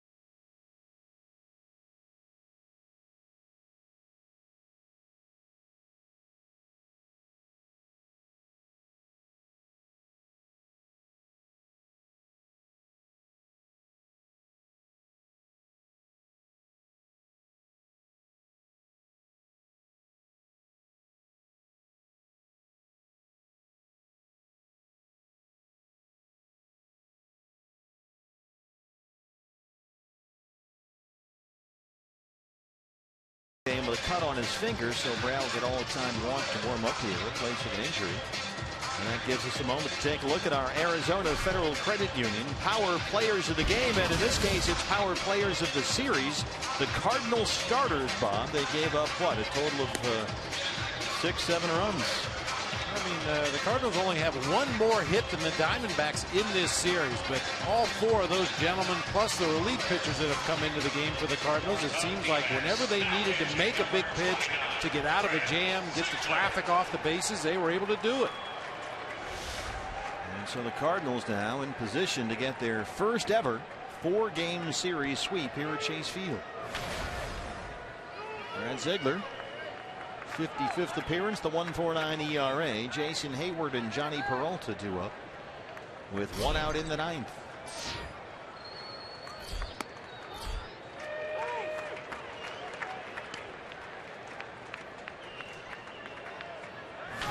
Cardinals do have Trevor Rosenthal back there if they want to go to him in the ninth inning. Rosenthal will not accompany the Cardinals on the rest of this road trip to San Francisco. He will instead go home and be on hand for the birth of a child who's coming into the world tomorrow. They're going to induce labor, so he'll leave the team for a while. Warming up with the bullpen. 1-2 on Jason Hayward. Goldie in a similar situation, although just waiting for the phone call at this point.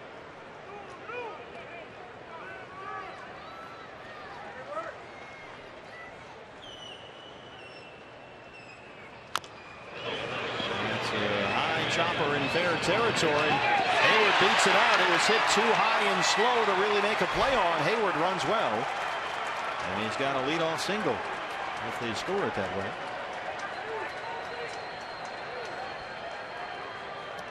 Shortstop. It's kind of hung high above Goldie up in the air there. Yeah, Brad a little slow getting off the mound. Of course, as you said, Hayward runs extremely well, so that's not a fair foot race over there at first. Goldie had to wait on that high second hop right there. By the time he shovels onto Ziegler, the runner, the ball, the pitcher, everybody getting to the bag at the same time. Brings up Johnny Peralta, the shortstop. Jake Lamb, Aaron Hill, and they get two. Bottom 9 all the way. Diamondbacks trail at 5-3.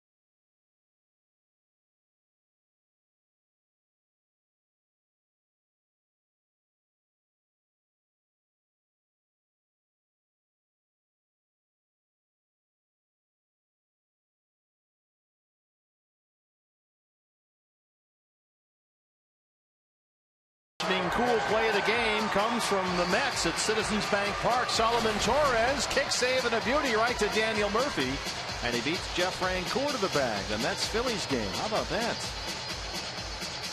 Well, that's buzzard luck for Jeff Francoeur. Hit that ball hard right back up the middle of the field.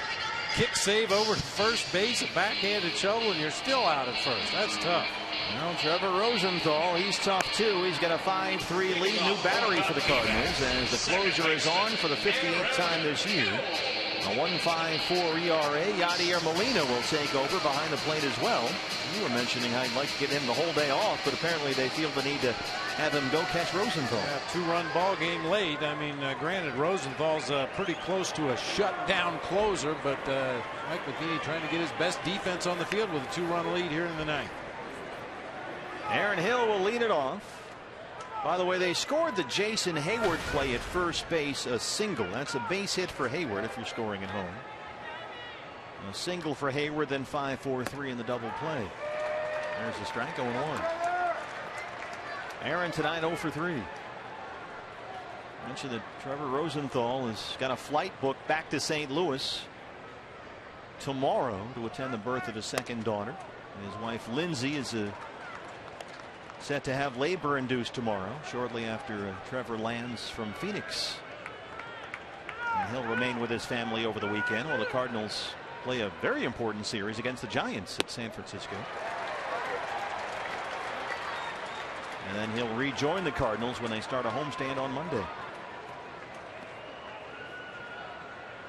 So they'll have to they are allowed to add someone while he's on the paternity list for 3 days. So presumably it's another relief pitcher. Yeah, they probably have somebody down in Memphis that's throwing 180 miles an hour. Probably got 3 guys. Just pick one. 1 and 2. I mean, certainly Segrist is a guy that could close, the normal 8th inning guy. We know that Jonathan Broxton has been a closer. Steve Cishek has been a closer. So they've got some options. Seth Maness was pretty good tonight. Yeah. Bases loaded, no outs. No kid. 2 strikeouts on a ground ball. 3-2 on Aaron Hill.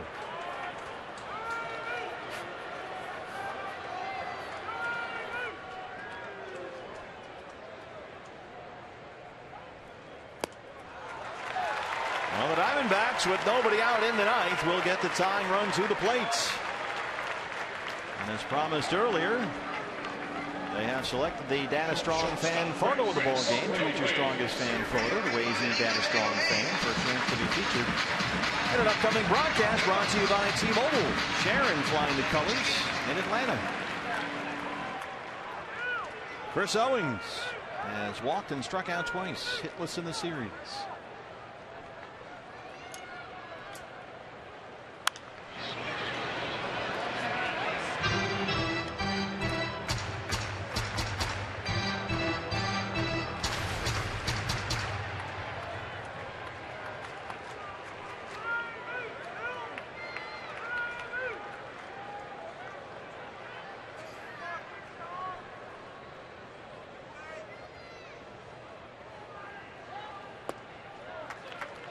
1-1.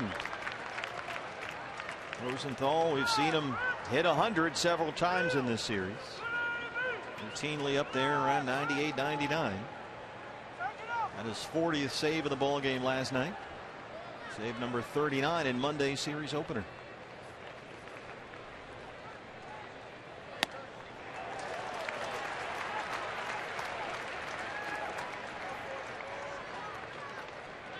It's easy to sit up here and say, well, that's a very hittable fastball right down the middle at 98. Looks hittable. Not quite so easy when you're the one standing in the batter's box.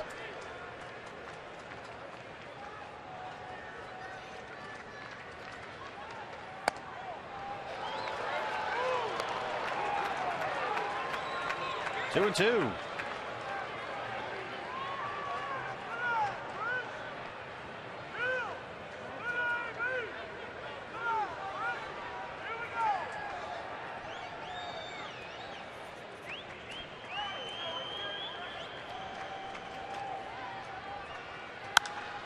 Drives it toward the right field corner. Hayward runs it down.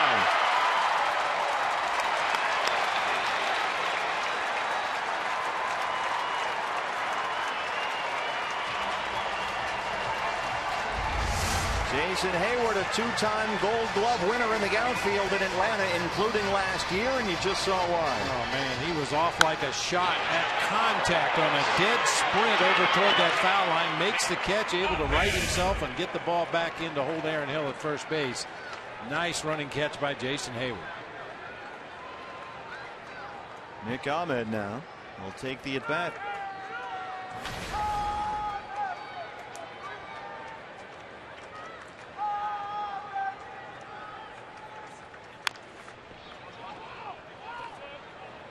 Nick 1 for 8 in the series so far. He's at .216 on the year.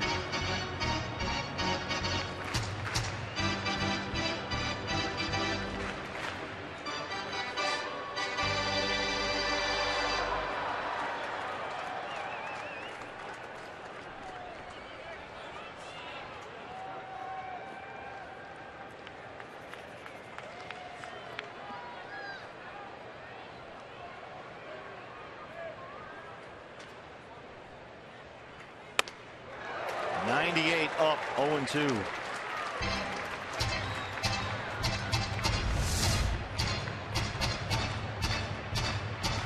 Up and in.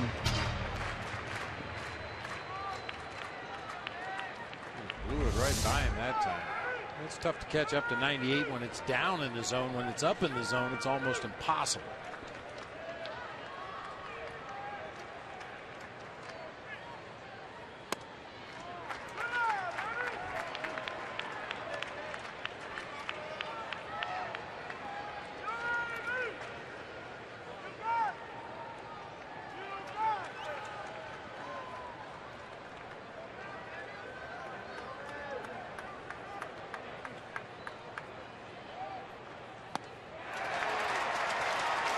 Two down.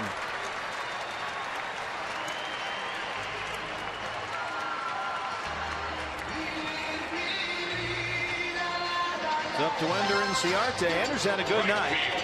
A 2-run single in the second. He's also walked twice. Diamondback Live post-game show with Joe Borowski, and Jody Jackson. Follows our ball game here on Fox Sports Arizona. First of 3 tomorrow night against the Oakland Athletics. A good pitching matchup. Chase Anderson and Sonny Gray. Chance to see one of the best young pitchers in baseball in Sonny Gray. How about that? You're going to play 4 against the Cardinals, and we talked about their pitching. They can finally get these guys out of here, and here comes Sonny Gray. Thanks for playing. So it's going to be a tough matchup for Chase tomorrow night. Sonny Gray 12-5, a 2.10 ERA.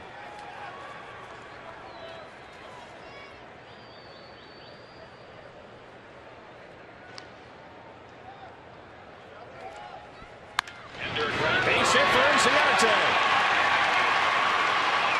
Time runs aboard with 2 outs. Don't go anywhere yet. Here comes AJ. Ender on base for the 4th time tonight.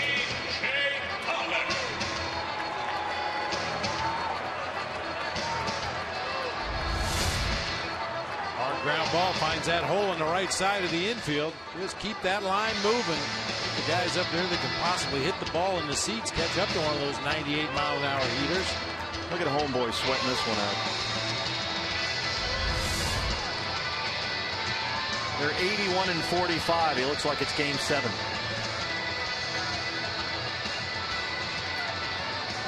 AJ walked his last time up. He's 0 for 3. Aaron Hill is the runner at second. Ender and Ciarte the tying run at first. 2 outs. And it's Pollock and Rosenthal.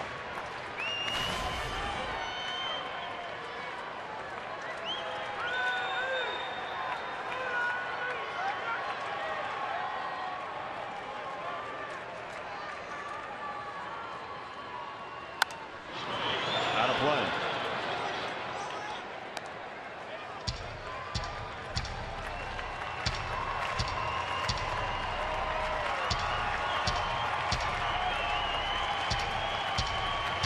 How do you hit 87 when you know he's got 99 and north of that in the back pocket?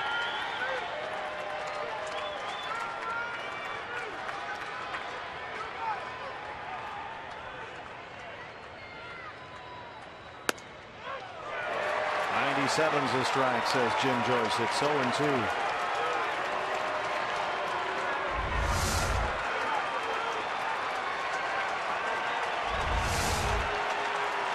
Snuck it in the back door.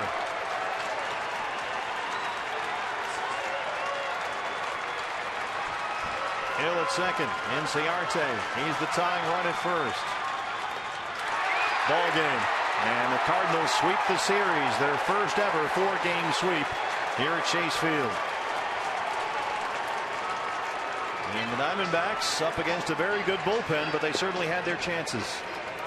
Well, throughout the entire series, they had chances where one big knock could have swung a game in a positive direction. But you know, you got to give credit where credit's due. They've got the best pitching staff in the league for a reason, and they showed it throughout this series. Every time they needed to make a big pitch, they were able to do it.